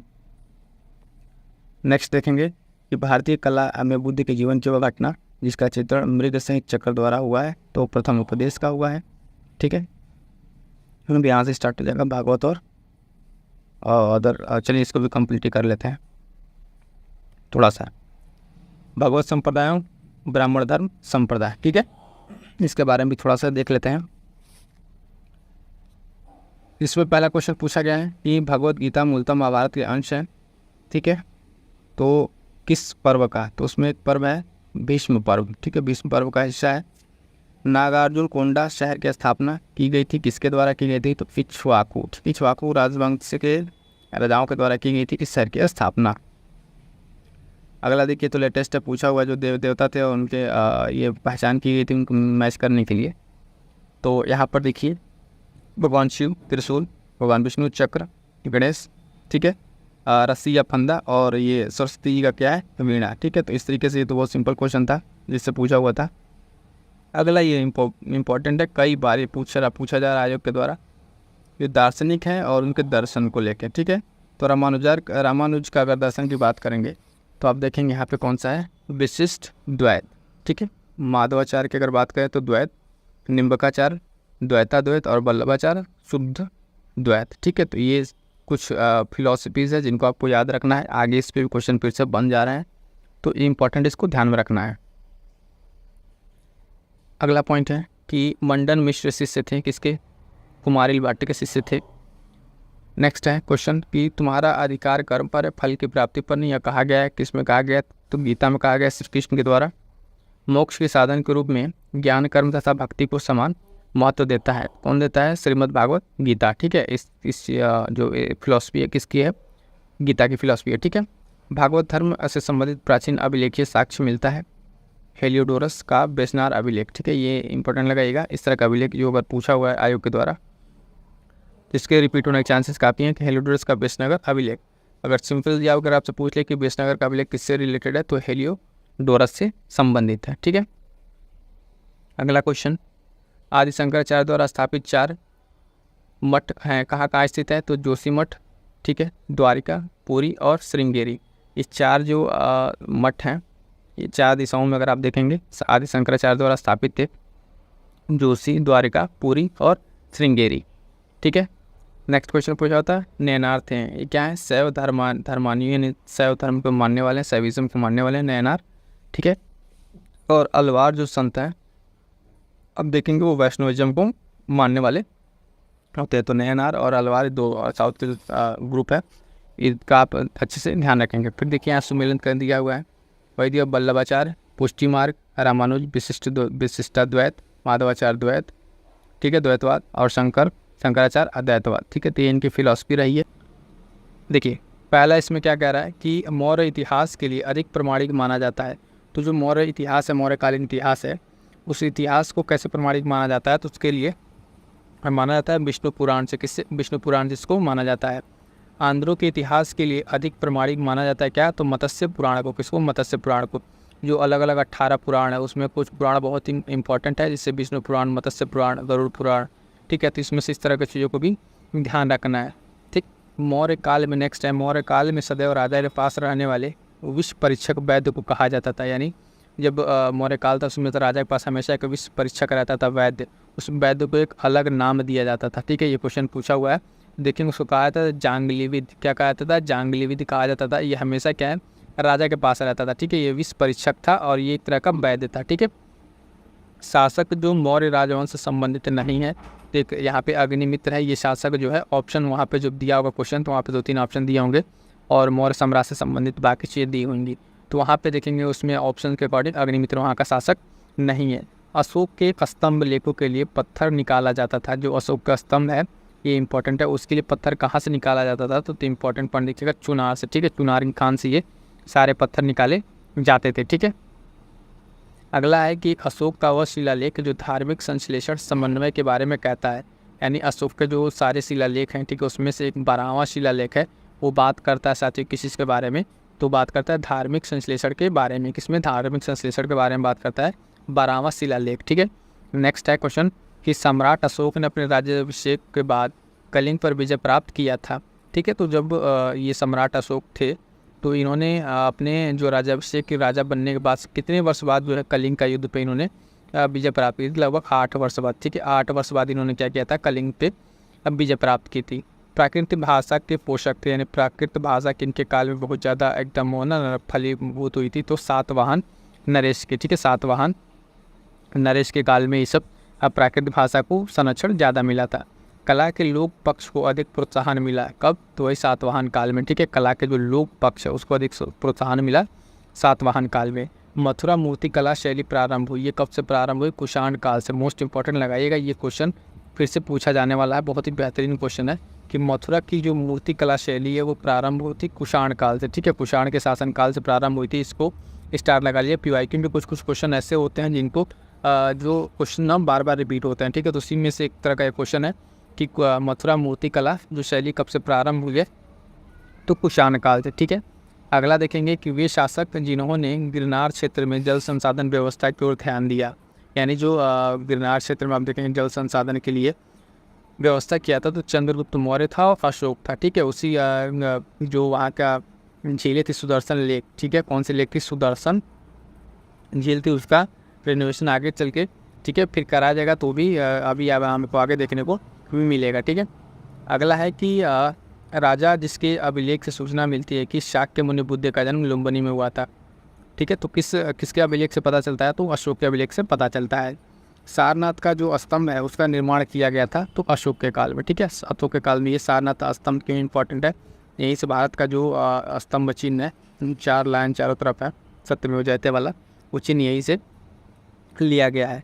ठीक है, एक इंपॉर्टेंट क्वेश्चन, अशोक द्वारा स्थापित सबसे सुरक्षित स्तंभ कौन सा है? तो लौरिया नंदनगढ़ और लौरिया अररेज। ठीक है, दोनों बिहार के हैं। ठीक है, कहाँ पे हैं? ये बिहार के हैं, लौरिया नंदनगढ़। ठीक है, तो सबसे सुरक्षित स्तंभ कौन सा है? लौरिया नंदनगढ़ का। अशोक का वह अभिलेख बताइए जिसमें कनक मुनि जो है बुद्ध के अस्तित्व को प्रमाणित करता है। तो निगाली सागर स्तंभ अभिलेख। ठीक है, निगारी सागर अभिलेख। यहाँ पे साथियों देखेंगे ये जो PYQ है, अभी आप देखिए यहाँ पे डिफरेंट तरीके से, चाहे PCS प्री हो, है ना, ACF का हो, ठीक है, मेंस का पेपर हो, लोअर PCS का पेपर हो, ठीक है, UP SSC का पेपर हो, जो भी हो, यहाँ से क्वेश्चन पूछे तो होता क्या है कि आयोग कई बार क्या करता है, तो वहीं से पेपर चीज़ों को घुमाता है। तो जब यूपी स्पेशल की जब बात होती है, यानी पीसीएस से आर की जब बात होगी, तो यहाँ पे क्वेश्चन पूछे यानी काफ़ी ज़्यादा पॉसिबिलिटी बढ़ जाती है। गुर्जरा लघु शिलालेख, ठीक है, जिसमें अशोक का नाम उल्लेख किया गया है, ये कहाँ पर है? तो गुर्जरा शिलालेख सीधा क्वेश्चन के मध्य प्रदेश के दातिया जिले में स्थित है।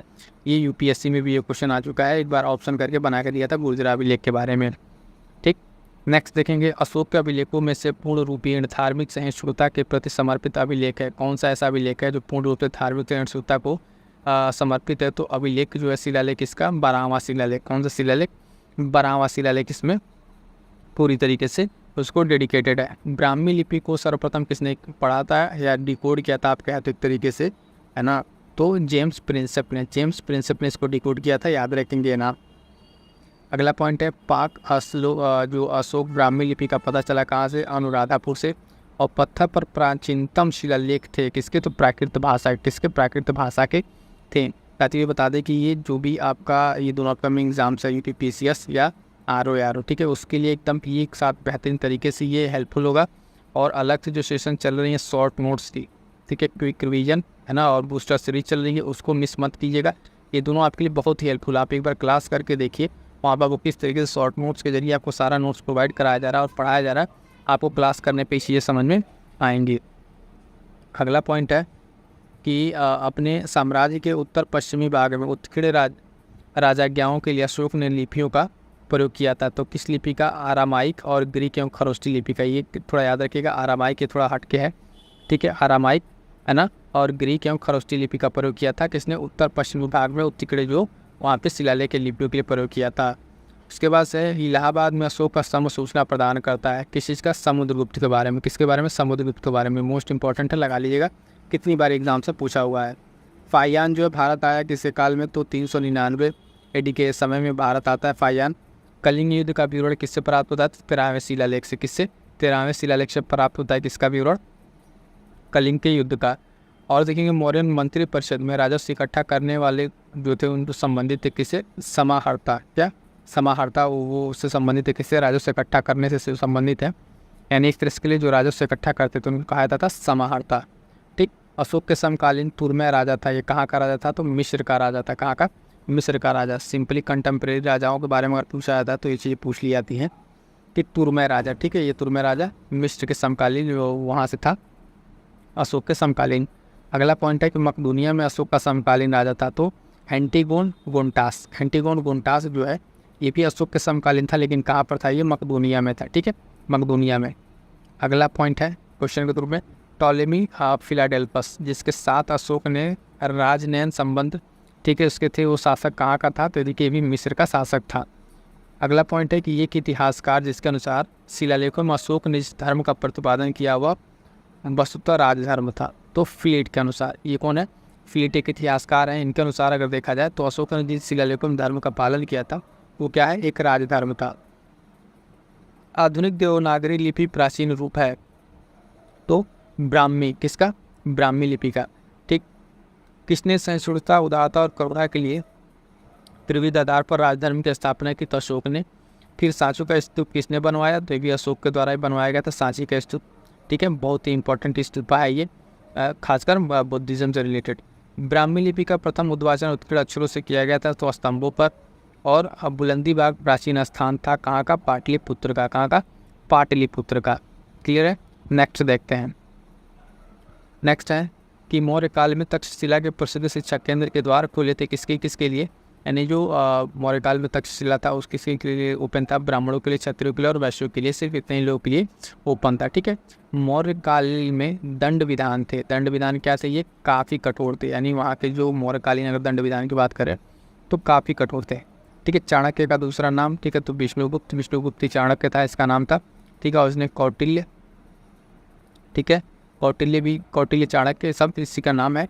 और इन्हीं के साथ अगर देखेंगे तो यहाँ पे अर्थशास्त्र एक इनकी फेमस बुक है, अर्थशास्त्र, ठीक है, जो कि पॉलिटी से रिलेटेड है, ना कि अर्थशास्त्र से रिलेटेड है, इन्हीं की बुक है। चंद्रगुप्त मौर्य ने अपने अंतिम दिन कहाँ व्यतीत किए थे? श्रवण बेलगोला में। यहाँ पे इसने अपने जैनिज्म को अपना के संथारा करके, है ना, उसमें श्रवण बेलगोला अपने क्या कहते हैं उसको, अपनी जीवन का अंत किया था वहाँ पे। अशोक का वह अभिलेख जिसमें धार्मिक सहिष्णुता के सिद्धांत की बात कही गई तो शिलालेख 12। तो आप देखेंगे शिलालेख 12 से रिलेटेड कितने सारे प्रश्न आ चुके हैं, ठीक है। इसमें इंपॉर्टेंट कौन सा है, तो शिलालेख 12। अब आ गए हम लोग नेक्स्ट चैप्टर पे। ये चैप्टर है मौर्योत्तर कालीन, ठीक है, पोस्ट मॉडर्न एज में आ गए हैं। यहाँ पे देख लेते हैं क्या क्या क्वेश्चन पूछे गए हैं। इन सारे क्वेश्चन भी कंप्लीट करके हम लोग आगे बढ़ते हैं, ठीक। तो देखिए इसमें क्या क्या है। पोस्ट मॉडर्न एज में सिमुक संस्थापक था, तो सिमुक नाम आया किसका, संस्थापक, सातवाहन वंश का, ठीक है। सातवाहन वंश के संस्थापक कौन थे, सिमुक थे।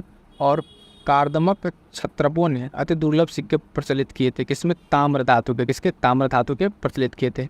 अशोक के द्वितीय शिलालेख में उल्लेख नहीं है, तो किसका उल्लेख नहीं है, सातवाहनों का, क्योंकि ये क्या है, मौर्य काल के बाद के हैं, उसके बाद आते हैं, तो उसमें इन लोगों का उसका कहीं मेंशन नहीं मिलेगा।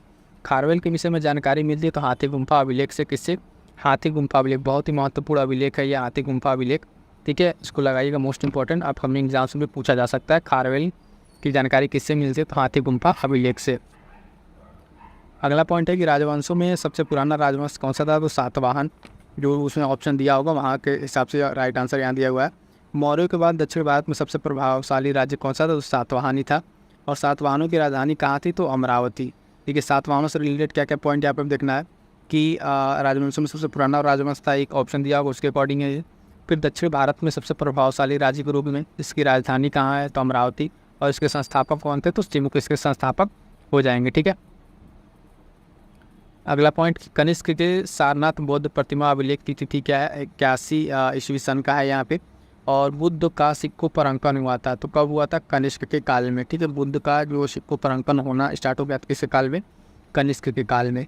उत्तर तथा उत्तर पश्चिमी भारत में सर्वाधिक संख्या में तांबे के सिक्के किसने चलवाए थे, तो कुषाणों ने चलवाए थे। कुषाण के द्वारा किसने क्या किए थे लोग, ये लोग स्टार्ट किए थे तांबे के सिक्के, ठीक है। और अगला पॉइंट है कि काव्य शैली का प्राचीनतम नमूना अभिलेख मिलता है कहाँ पर, काठियावाड़ के रुद्रदामन, ठीक है, काठियावाड़ के रुद्रदामन में मिलता है ये।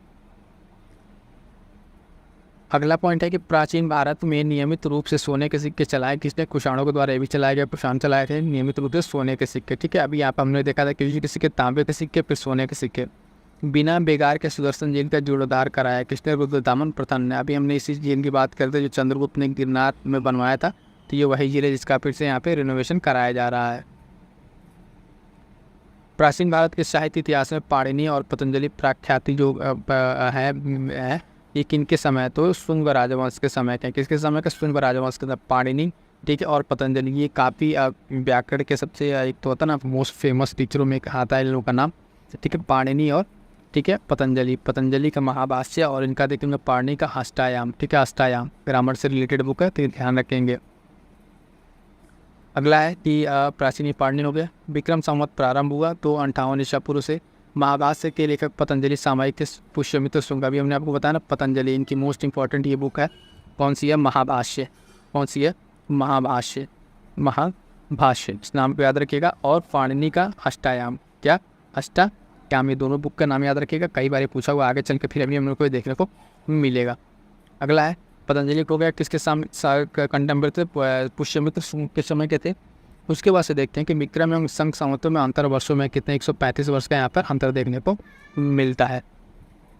अगला देखते हैं, इस पर सुमेलित करना है और ऑलरेडी यहाँ पे मैच करके दिया हुआ है। डिमेट्रियस जो था वो हिंदी यूनानी था, ठीक है। रुद्रदामन, शक और गोंडोफर्नीज ये पल्लव था शासक था, और भीम जो था ये कुषाण शासक था। तो ये शासकों का नाम इंपॉर्टेंट है, ध्यान रखिएगा।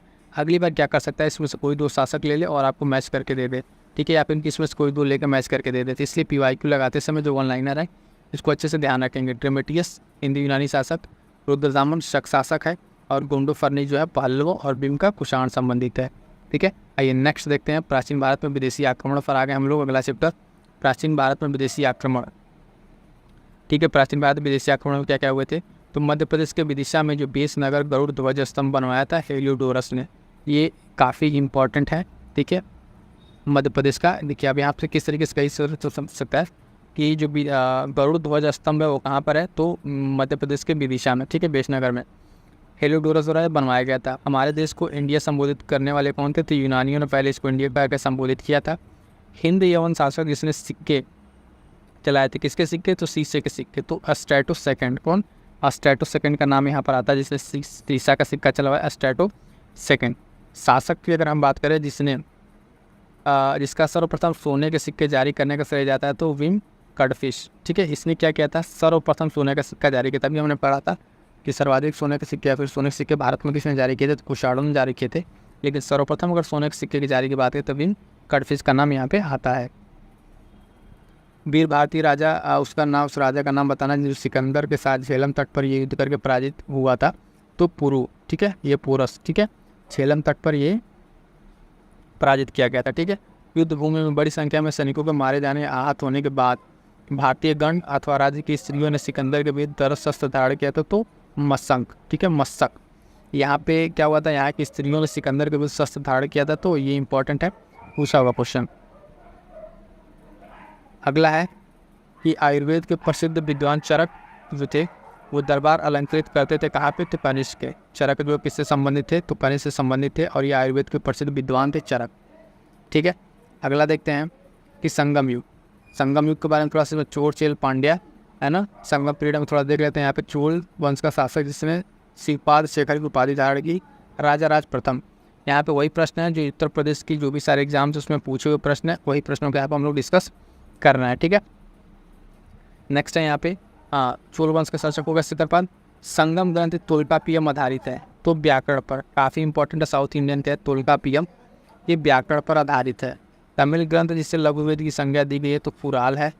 और शिल्पाधिकारम, शिल्पाधिकारम के लेखक कौन थे, तो इलंगो। कौन, इलंगो इसके लेखक हैं। और तृतीय संगम कहाँ हुआ था, तो मदुरई में। और बृहदेश्वर मंदिर जो भगवान शिव का लगभग वर्ष 1000 से पुराना मंदिर समर्पित है, कहाँ पर है ये, तंजावुर में। कहाँ पर, तंजावुर में। क्लियर है, तो यहाँ तक तो हमने देख लिया इस सेशन में। ठीक है, यहाँ से हम देखेंगे दक्षिण भारत का इतिहास, जिसमें देखेंगे चोल, चालुक्य और पल्लव। ठीक है, तो आइए देखते हैं 1 बाय 1 करके कौन कौन से क्वेश्चन हैं। पहला कह रहा है कि एक तरफ शासक दिया और दूसरी तरफ वर्ष दिया और इनकी सूची मिलान करनी है, कौन से शासक किस वर्ष में रहे हैं। पहला इंपॉर्टेंट शासक है राजराज। ठीक है, तो ये थे 985 से 1015 ईस्वी तक। दूसरा है राजाधिराज प्रथम। ठीक है, 1044 से 1052 आप देख पा रहे हैं। और कुलोत्तुंग प्रथम, कौन, कुलोत्तुंग प्रथम 1070 से 1120, बहुत ही इंपॉर्टेंट शासक है कुलोत्तुंग प्रथम, नाम याद रखिएगा। विक्रम चोल। ठीक है, विक्रम चोल 1120 से 1133 ईस्वी तक। क्लियर है, नेक्स्ट देखेंगे अब क्या दिए हुए, कुछ राजवंश दिए हुए हैं और राजधानी। देखिए इस वाले सेक्शन में जो साउथ इंडियन है, इसमें क्या है कि जो जो राजा होंगे उनका काल अनुक्रम यानी क्रोनोलॉजिकल आर्डर, और प्लस जो राज्य हैं वो, और उनके संस्थापक और राजधानी। यहाँ से सिंपल सा क्वेश्चन पूछ लेता है, कंफ्यूज नहीं होना, इंपॉर्टेंट क्वेश्चन बनते हैं यहाँ से। तो देखेंगे कि राजवंश है और राजधानी है। पल्लव राजवंश की राजधानी कहाँ थी, तो कांची। कहाँ, कांची, कांचीपुरम। ठीक है, कदम्ब काल का तो वनवासी, और पांड्या का था मदुरई। ठीक है, मदुरई। ठीक है, काकतीय की कहाँ थी, वारंगल। ठीक है, काकतीय कहाँ, वारंगल। क्लियर है, तो ये सारे इंपॉर्टेंट पॉइंट्स हैं किससे, साउथ इंडिया से रिलेटेड। आगे नेक्स्ट देखते हैं कौन कौन से पॉइंट्स पूछे गए हैं, उन सारे पॉइंट्स को देखते हैं। अगला कह रहा है पॉइंट कि नटराज की प्रसिद्ध जो कांस्य मूर्ति है वो एक उत्कृष्ट उदाहरण है। ठीक है, किस काल का उदाहरण है जो नटराज की जो मूर्ति है, वो देखेंगे कि चोल काल का। ठीक है, चोल काल का एक उत्कृष्ट उदाहरण है। ठीक है, प्रसिद्ध कांस्य मूर्ति। उसके बाद अगला पॉइंट कह रहा है कि वह राजवंश जो अपने शासन काल में ही अपना उत्तराधिकारी घोषित कर देते, तो ये थे चोल। ठीक है, चोल काल के राजा जो धृतराज थे, अपने शासन काल में ही अपने उत्तराधिकारी का क्या करते थे, घोषणा कर देते थे, ताकि आगे चल के फिर उसमें कोई बहुत ज़्यादा लड़ाई ना हो।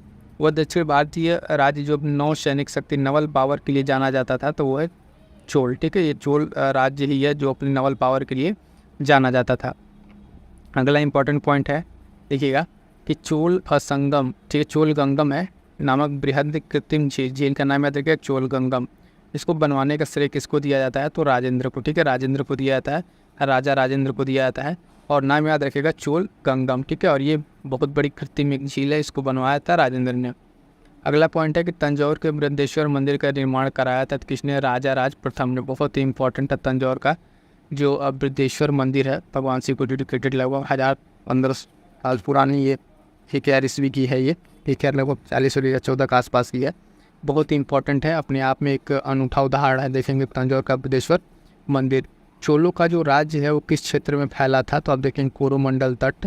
ठीक है, दक्कन के कुछ भाग में फैला हुआ था। ठीक है, कोरोमंडल तट और दक्कन के कुछ भाग में क्या हुआ था, फैला हुआ था। अगला पॉइंट है कि चोल शासकों के शासनकाल में वारियम, ठीक है, वारियम उद्यान प्रशासन का कार्य देखता था। तो टोट्टा वारियम, कौन? टोट्टा वारियम, दो तीन तरह का वारियम होते हैं, उसी में से एक है वारियम उद्यान प्रशासन का कार्य देखने वाले को क्या कहते हैं? टोट्टा वारियम। अगला पॉइंट कह रहा है कि चालुक्यों की राजधानी थी, ठीक है, चालुक्यों की राजधानी पूछ रहा है, चालुक्यों की राजधानी क्या थी? तो वातापी, ठीक है, वातापी। इन सब का अगर आप इसी तरीके से शॉर्ट नोट्स अगर बना लेंगे तो बहुत ही बेहतर होगा आपके लिए बाद में रिवीजन करने के लिए, क्योंकि इसी तरीके से पॉइंट घूम फिर के आपको मिलेंगे और सिर्फ आपको प्रीलिम्स यहाँ पे क्लियर करना है। तो उस हिसाब पर्सपेक्टिव से सोचना है, बहुत ज़्यादा यहाँ पे इसमें करना नहीं है, ठीक है। अगला पॉइंट है कि चोल राजाओं के स्नानागार एवं भोजनालय का प्रबंध देखते थे, तो स्त्रियां तथा पुरुष दोनों, ठीक है। चोल जो राजा थे उनके यहाँ अगर स्नानागार या भोजनालय का प्रबंधन ऐसा नहीं था सिर्फ स्त्रियाँ या सिर्फ पुरुष देखते थे, तो उसमें आप देखेंगे अलग अलग दोनों तरीके से दोनों लोग वहाँ पे अपने अपने काम को देखते थे। चोल शासक का नाम बताइए जिसने श्रीलंका के उत्तरी भाग पर विजय प्राप्त की। तो राजराज प्रथम, ठीक है, राजराज प्रथम जिसने श्रीलंका के उत्तरी भाग पर, ठीक है, क्या किया था? जिसने विजय प्राप्त की थी। अगला पॉइंट है चोल साम्राज्य को अंततः समाप्त किया था, तो मलिक कफूर ने, ठीक है, मलिक कफूर चोल साम्राज्य को समाप्त कर दिया था। ये अलाउद्दीन खिलजी का सैन्य कमांडर था, तो नाम याद रखेंगे।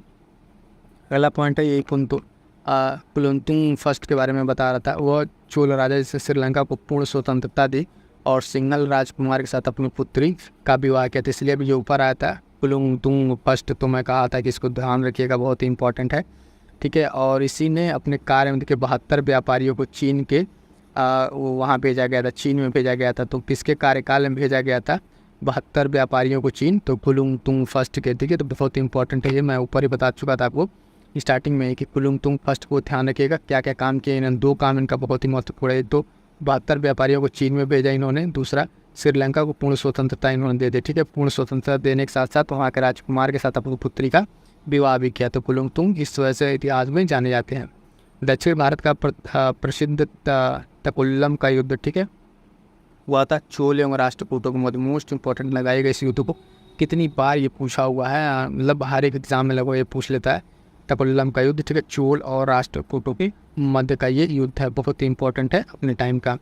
अगला पॉइंट है कि चीनी यात्री जिसने चालुक्यों के शासनकाल में चीन एवं भारत के संबंधों का विवरण किया, तो वेनसोंग, किसने? वही चालुक्यों के शासन का वर्णन किया, किसने? वेनसोंग ने, एक चीनी यात्री थे, और इन्होंने क्या किया था? भारत और चीन के बीच के संबंधों का कंप्लीट वर्णन किया था।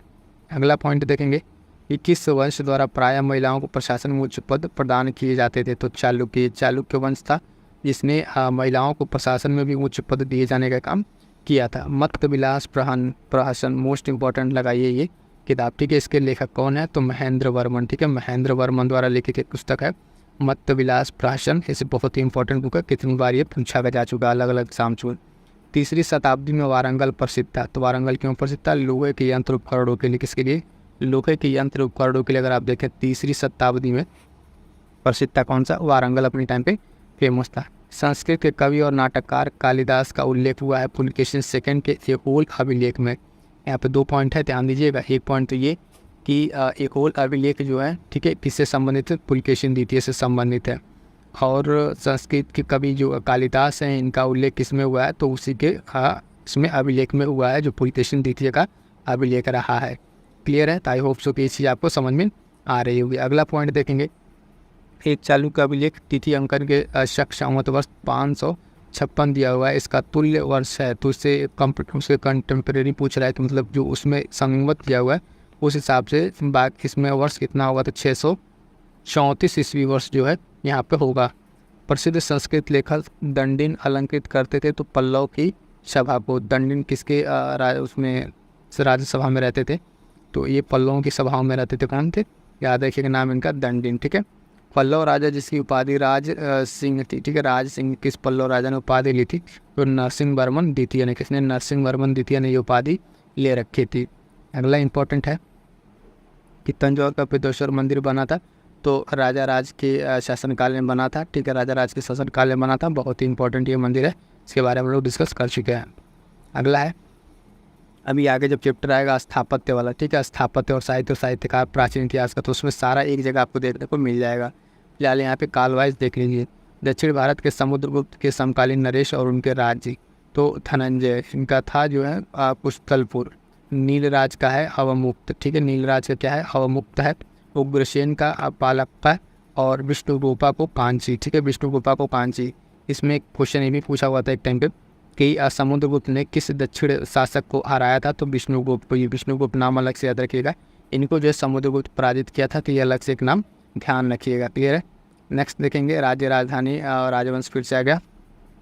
पल्लव का कांची, पांड्या का मदुरा, ठीक है, यादव का देवगिरी और काकतीय का वारंगल। ठीक है, फिर आप देखेंगे अगर ऊपर के PYQs मिलाएंगे इसमें काकतीय और पल्लव दो आपको यहाँ पे रिपीटेड है, कांची, मदुरा, ठीक है, और वारंगल बस एक अलग से दे दिया या तो दे दिया। तो इस तरीके से अगर उस टाइम आपने PYQ को अच्छे से कर लिया होता, ठीक है, तो आगे आप इस तरह के क्वेश्चन गलत नहीं होंगे। ठीक है, अगला आप देखते हैं। नेक्स्ट हम लोग आ गए हैं गुप्त काल में। ठीक है, गुप्त काल में इसके बाद से एक और बचेगा गुप्तोत्तर काल। ठीक है, उसको कंप्लीट करते हैं। तो गुप्त काल में देखते हैं क्या क्या है।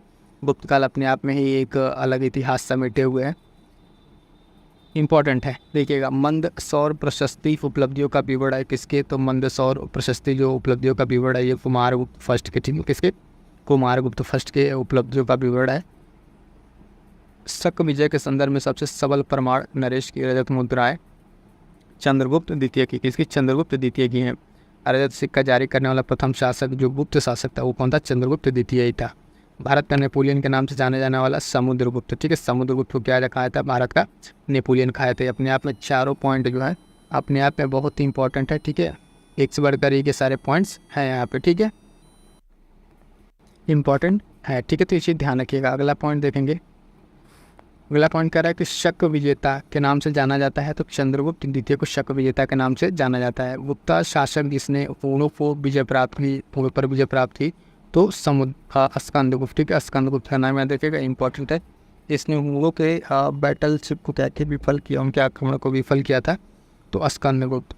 गुप्त स्वर्ण मुद्रा को क्या कहा जाता है, गुप्तों के जो स्वर्ण मुद्रा उसको दिनार कहा जाता है। ये भी पॉइंट इंपॉर्टेंट है, ध्यान रखिएगा। अगला पॉइंट देखेंगे कि गुप्त अभिलेखों में दिनार किसका वाचक है, तो कांस्य सिक्का। ठीक है, कांस्य सिक्का वही सिक्का है जिसको दिनार को कहा गया है। सती प्रथा का प्रथम अभिलेख साक्ष्य प्राप्त हुआ एरण से। एरण अभिलेख है एक तरह का, ठीक है, अभिलेख है जिसके बारे में पता चला, यहाँ से सती प्रथा के बारे में पहला अभिलेख पता चला। 437 से 38 ईस्वी के मंदसौर अभिलेख के एक भव्य सूर्य मंदिर के निर्माण का उल्लेख मिलता है, तो रेशम बुनकरों श्रेणी से। ठीक है, किस श्रेणी से मिलता है, तो रेशम बुनकरों श्रेणी से मिलता है। सारनाथ की भूमि स्पर्श वाली जो मुद्रा है बुद्ध की, वो कालांकित है, तो गुप्त काल से संबंधित है। किससे, गुप्त काल से संबंधित है। प्राचीन भारत में वह वंश जिससे शासन काल को स्वर्ण युग कहा जाता है, तो गुप्त काल है। गुप्त काल इसलिए इंपॉर्टेंट देखेंगे, इसको क्या कहा जाता है, स्वर्ण युग कहा जाता है। अगला पॉइंट है राजवंश में उड़ों का आक्रमण से अत्यंत विचलित हुआ था, तो गुप्त काल ही था, और उसमें स्कंदगुप्त ने इनको विफल कर दिया था उड़ों के आक्रमण को। भाग और बलि क्या थे, तो उस टाइम गुप्ता काल में देखेंगे राजस्व के ये स्रोत है, एक तरह के टैक्स हैं। भाग और बलि अपने आप में एक तरह के क्या रिप्रेजेंट करते हैं, एक तरह के टैक्स कर को रिप्रेजेंट करते हैं। अधोलिखित में आप देखेंगे गुप्तकालीन स्वर्ण मुद्रा कौन से, तो फिर से दिनार है। ठीक है, और अगला पॉइंट है भारतीय दर्शन की प्रारंभिक शाखा, ठीक है, सांख्य। ठीक है, कौन सी है, सांख्य। भारतीय दर्शन की प्रारंभिक शाखा कौन सी है, सांख्य है। अगला है कर्म का सिद्धांत संबंधित है, तो मीमांसा से, किससे, मीमांसा से। और योग दर्शन के प्रतिपादक कौन थे, तो पतंजलि। कौन, पतंजलि थे इसके प्रतिपादक। अगला है इसी तरीके एक और दर्शन है न्याय दर्शन। न्याय दर्शन को प्रचारित किया था, तो किसने प्रचारित किया था, तो आप देखेंगे महर्षि गौतम ने प्रचारित किया था, किसको, न्याय दर्शन को। अगला पॉइंट है कि भारत में आस्तिक तथा नास्तिक संप्रदायों ये विभेदक लक्षण है। ठीक है, भारत में आस्तिक तथा नास्तिक संप्रदायों में विभेदक लक्षण वेदों की प्रामाणिकता के आस्था के आधार पर। ठीक है, अगला पॉइंट है कि कामरूप में वैष्णव धर्म को लोकप्रिय किसने बनाया, तो शंकरदेव ने। किसने, शंकरदेव ने इसको लोकप्रिय बनाया, तो बहुत इंपॉर्टेंट है, ध्यान रखिएगा। कामरूप में वैष्णव धर्म को लोकप्रिय बनाया शंकरदेव ने। बीज गणित के क्षेत्र में अगर बात करें विशेष रूप से योगदान किसने दिया, तो भास्कर ने। किसने, भास्कर की एक बुक है लीलावती। ठीक है, लीलावती ध्यान रखिएगा, बहुत ही इंपॉर्टेंट है। अगला है कालिदास द्वारा रचित मालकाव्यमित्र का, जिसका नायक जो है अग्निमित्र था। ठीक है, अग्निमित्र और एक और उसकी लड़की थी जिसकी प्रेम कहानी है ये मालकाव्यमित्र। ठीक, इन दोनों के नाम पे ये कहानी है। कायस्थ जाति का सर्वप्रथम उल्लेख किया गया है, तो याज्ञवल्क्य में। ठीक है, याज्ञवल्क्य में कायस्थ जाति का सबसे सर्वप्रथम उल्लेख किया गया है। अगला पॉइंट है कि दास मुक्ति के अनुष्ठान का विधान सर्वप्रथम किया था, तो नारद ने किया था। और पुनर्वर्धन भुक्ति अवस्थित है। ठीक है, कहाँ स्थित है, तो उत्तर बंगाल में। कहाँ पर, ये उत्तर बंगाल में स्थित है। गुप्त काल में उत्तर भारतीय व्यापार संचालित होता था। तो कहाँ से? ताम्रलिपि बंदरगाह से। कहाँ से? ताम्रलिपि बंदरगाह, मोस्ट इंपॉर्टेंट लगाइएगा। गुप्त काल का जो उत्तर का जो भारतीय व्यापार था, उत्तर भारत का व्यापार था, वो यहाँ से क्या होता था, आप देखेंगे संचालित होता था। अगला है फिर से, इस सती प्रथा का प्रथम अभिलेख प्राप्त हुआ था, तो एरड़ से, वही एरड़ अभिलेख। कुमारगुप्त के मंदसौर अभिलेख में श्रेणी का उल्लेख है रेशम बुनकरों का, वही रेशम बुनकर जिसका भी सूर्य मंदिर बनते टाइम उसका मेंशन किया गया था अभी। और मंदसौर अभिलेख किससे संबंधित है, तो ये भी आप ध्यान देंगे, किससे? कुमारगुप्त फर्स्ट से संबंधित है। ठीक है।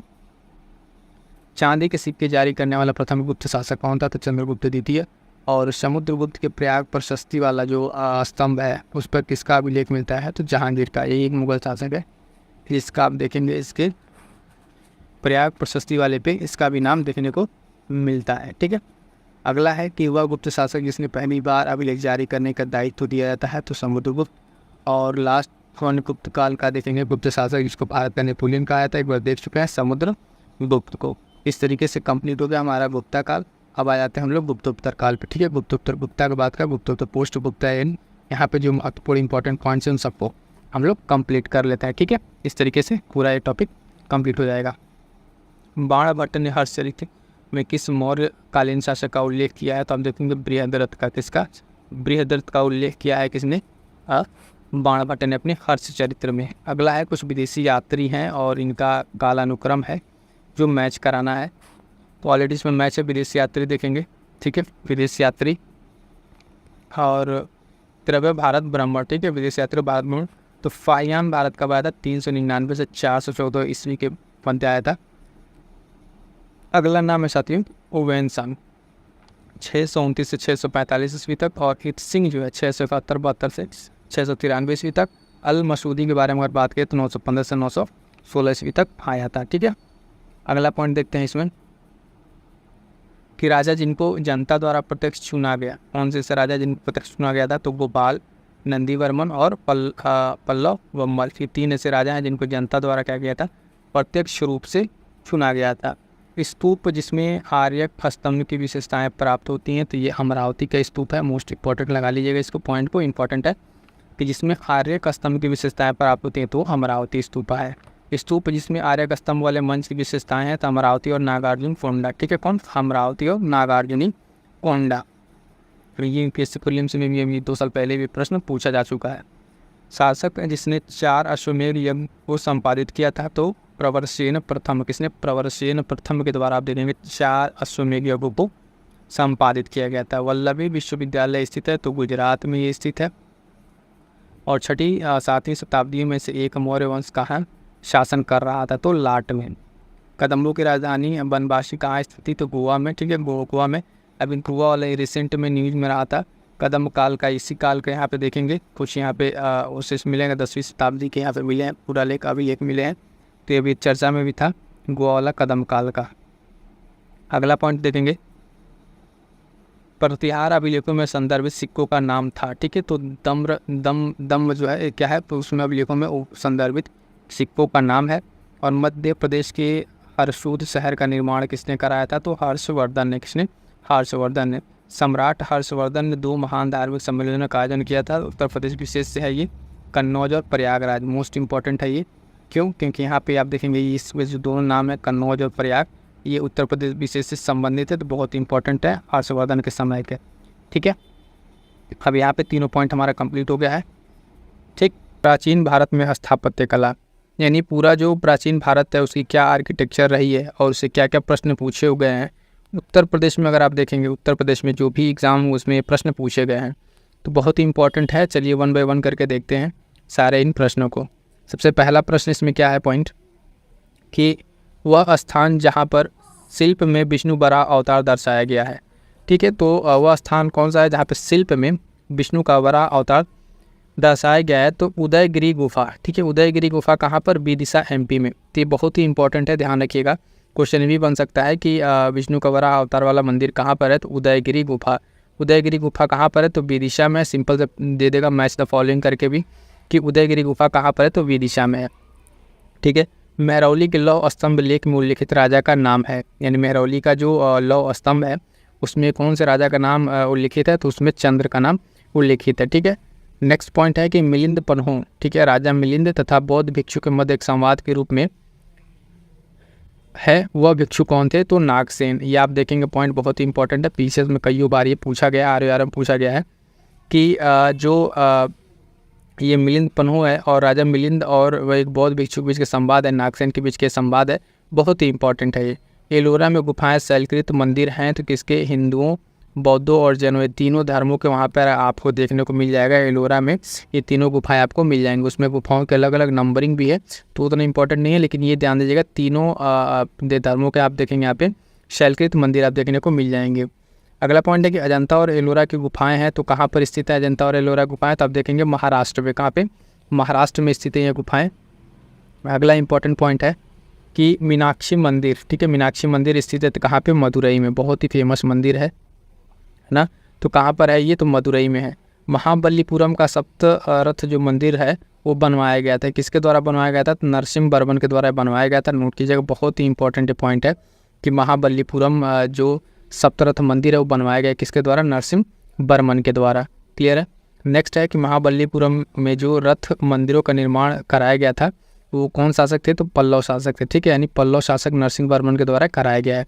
तो 2 पॉइंट आप यहाँ देखेंगे बहुत इंपॉर्टेंट। पहली चीज़ की अगर पूछे कि महाबलीपुरम के जो मंदिर है उनको किस शासकों ने बनवाया? तो पल्लव शासकों ने, और पल्लव शासक में कौन सा शासक है? तो नरसिंह वर्मन, ठीक है, इसके द्वारा बनवाया गया था।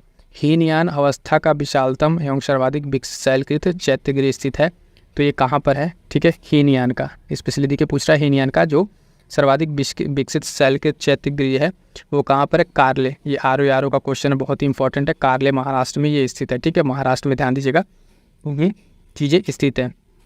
अगला है कि 100, ठीक है, 100 से अधिक बौद्ध गुफाएं हैं वह केंद्र है। कौन सा ऐसा केंद्र जहाँ पर 100 से अधिक बौद्ध गुफाएं हैं? तो आपको मिलेगा कान्हेरी में, ठीक है, कौन सी जगह है? कान्हेरी की गुफा में आपको मिलेगा। वह शैलकृत गुफा जिसमें 11 सिरों के बोधिसत्व का अंकन मिलता है तो भी कान्हेरी की गुफा है, बहुत ही इंपॉर्टेंट ये गुफा है। क्लियर है। नेक्स्ट पॉइंट देखेंगे कि सोमपुर महाविहार का निर्माण कराया था, किस शासक ने सोमपुर महाविहार का निर्माण कराया था? तो आप देखेंगे धर्मपाल ने, ठीक है, धर्मपाल ने कराया था सोमपुर महावीर का निर्माण। अगला पॉइंट है कि गांधार कला शैली एक संश्लेषण है तो किसका है? भारतीय तथा यूनानी कला का। किसका? भारतीय तथा यूनानी कला का एक संश्लेषण है, कौन सा? गांधार शैली। सांची के स्तूप जो है 4 तोड़ों में से किस एक का निर्माण सर्वप्रथम हुआ है? तो दक्षिणी। जो सांची का महास्तूप आप देखेंगे उसमें 4 तोड़ है तो उसमें से सबसे पहले किसका निर्माण हुआ था? तो ये पूछ रहा है, तो दक्षिणी का सबसे निर्माण पहले हुआ है। अगला पॉइंट है सोनगिरी, जहाँ 108 जैन मंदिर बने हुए हैं, ये कहाँ पर स्थित है? तो दतिया में, ठीक है, दतिया में ये स्थित है। दतिया जगह का नाम है, यहाँ पे स्थित है जहाँ 108 जैन मंदिर बने हुए हैं। दिलवाड़ा जैन मंदिर स्थित है तो राजस्थान में, ठीक है, दिलवाड़ा जैन मंदिर बहुत ही फेमस मंदिर है, माउंट आबू पर स्थित है ये, ठीक है, तो इसका नाम आप ध्यान रखिएगा, दिलवाड़ा जैन मंदिर कहाँ पर? राजस्थान में, बहुत ही इंपॉर्टेंट है ये, पूछा हुआ प्रश्न सारा तो आप देख ही रहे हैं। उसके बाद से उड़ीसा में कोणार्क मंदिर का निर्माण करवाया था किसके द्वारा? राजा नरसिंह देव प्रथम, ठीक है, राजा नरसिंह देव प्रथम के द्वारा हम देखते हैं कि उड़ीसा में कोणार्क मंदिर का निर्माण करवाया गया था। उसके बाद से द्रविड़ शैली के मंदिरों में गोपुरम से तात्पर्य क्या है? यानी द्रविड़ शैली की जो मंदिर है उसमें गोपुरम का तात्पर्य क्या है? तोरण के ऊपर जो बने अलंकृत बहुमंजिल भवन है उससे इसका तात्पर्य देखा जाता है। अगला पॉइंट है कि भुवनेश्वर तथा पुरी के मंदिर किस शैली में निर्मित है? तो देखेंगे नागर शैली में। किस शैली में? नागर शैली। भुवनेश्वर तथा पुरी के मंदिर जो है नागरा शैली में विकसित है। मंदिरों के निर्माण की आप 2-3 शैलियाँ देखते हैं, नागर शैली, पेशर शैली, ठीक है, तो ये सब शैलियाँ कुछ फेमस है, महत्वपूर्ण है। गुफा त्रिमूर्ति के लिए विख्यात है तो कौन सी जगह? एलिफेंटा। एलिफेंटा की जगह को आप याद रखेंगे, किसके लिए? गुफा त्रिमूर्ति के लिए फेमस है, ठीक है। अगला पॉइंट देखेंगे, अगला पॉइंट कह रहा है कि चित्रगुप्त स्वामी मंदिर, जिसे चित्रगुप्त का एकमात्र मंदिर माना जाता है, वो स्थित है कहाँ पर? कांची में स्थित है, ठीक है। चित्रगुप्त स्वामी का मंदिर कहाँ पर स्थित है? कांची में। ओंकार वाटिका जो विष्णु मंदिर है, ठीक है, कहाँ स्थित है? तो बहुत ही महत्वपूर्ण, कंबोडिया में स्थित है ओंकार वाट, ठीक है। ये अंकोर वाट का जो मंदिर है विष्णु मंदिर, बहुत ही इंपॉर्टेंट फेमस मंदिर है, ये विष्णु का मंदिर है और ये कहाँ पर? कंबोडिया में स्थित है। दक्षिण भारत के भगवान रंगनाथ था, ठीक है, जिन्हें भगवान वेंकटेश भी कहते हैं, उनका मंदिर कहाँ स्थित है? तो तिरुमल्ला पहाड़ी में। कहाँ पे? तिरुमल्ला पहाड़ी में स्थित है, ठीक है। दक्षिण भारत के भगवान कहे जाते हैं, ठीक है, इनको भगवान वेंकटेश भी कहा था, तिरुमल्ला पहाड़ी पर ये स्थित है। एलिफेंटा के प्रसिद्ध शैल जो है उसको काटकर बनाए गए मंदिरों का श्रेय दिया जाता है। तो पल्लव शासकों का भी हमने ऊपर देखा है, एलिफेंटा गुफा पल्लव शासकों द्वारा बनवाया गया है। चित्तौड़ का कीर्ति स्तंभ बहुत ही इंपॉर्टेंट, चित्तौड़ का कीर्ति स्तंभ का निर्माण हुआ था किसके शासनकाल में? राणा कुंभा के शासनकाल में इसका निर्माण हुआ था, चित्तौड़ का कीर्ति स्तंभ। अगला देखेंगे, शैलकृत स्थापत्य आश्चर्य माना जाता है कैलाश मंदिर एलोरा। ठीक है, कैलाश मंदिर एलोरा को माना जाता है, बहुत ही इंपॉर्टेंट है, ध्यान दीजिएगा। तो अब यहाँ पर हम इसमें देख रहे हैं जो प्राचीन आपका इतिहास है, ठीक है, प्राचीन इतिहास का कंप्लीट स्थापत्य कला इसमें हम लोग कंप्लीट करने वाले हैं। जो भी यहाँ से प्रश्न बने सारे के सारे कंप्लीट हम लोग करने वाले हैं। नेक्स्ट देखेंगे कि वह मंदिर जिसके परिसर में एक भारी भरकम नंदी की मूर्ति है, जिसे भारत की विशालतम नंदी मूर्ति माना जाता है। तो बृहदेश्वर मंदिर, ठीक है, बृहदेश्वर मंदिर तंजौर का ये मंदिर है, बहुत ही फेमस मंदिर है और बहुत ही पुराना मंदिर है। अगला पॉइंट है कि चट्टानों काटकर महाबलीपुरम मंदिर का निर्माण जो है कराया गया था। फिर वही पॉइंट है, एक रिपीटेड पॉइंट है। तो पल्लव शासकों द्वारा वह स्थान जहाँ राष्ट्रकूटों तथा एलोरा पहाड़ियों से निर्मित गुफा मंदिर स्थित है, तो औरंगाबाद महाराष्ट्र।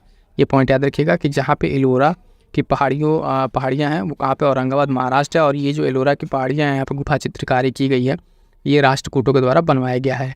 गोविंदमाल जो हिंदू वास्तुकला का अप्रथम उदाहरण है, स्थित है कहाँ पे? विदतिया में स्थित है।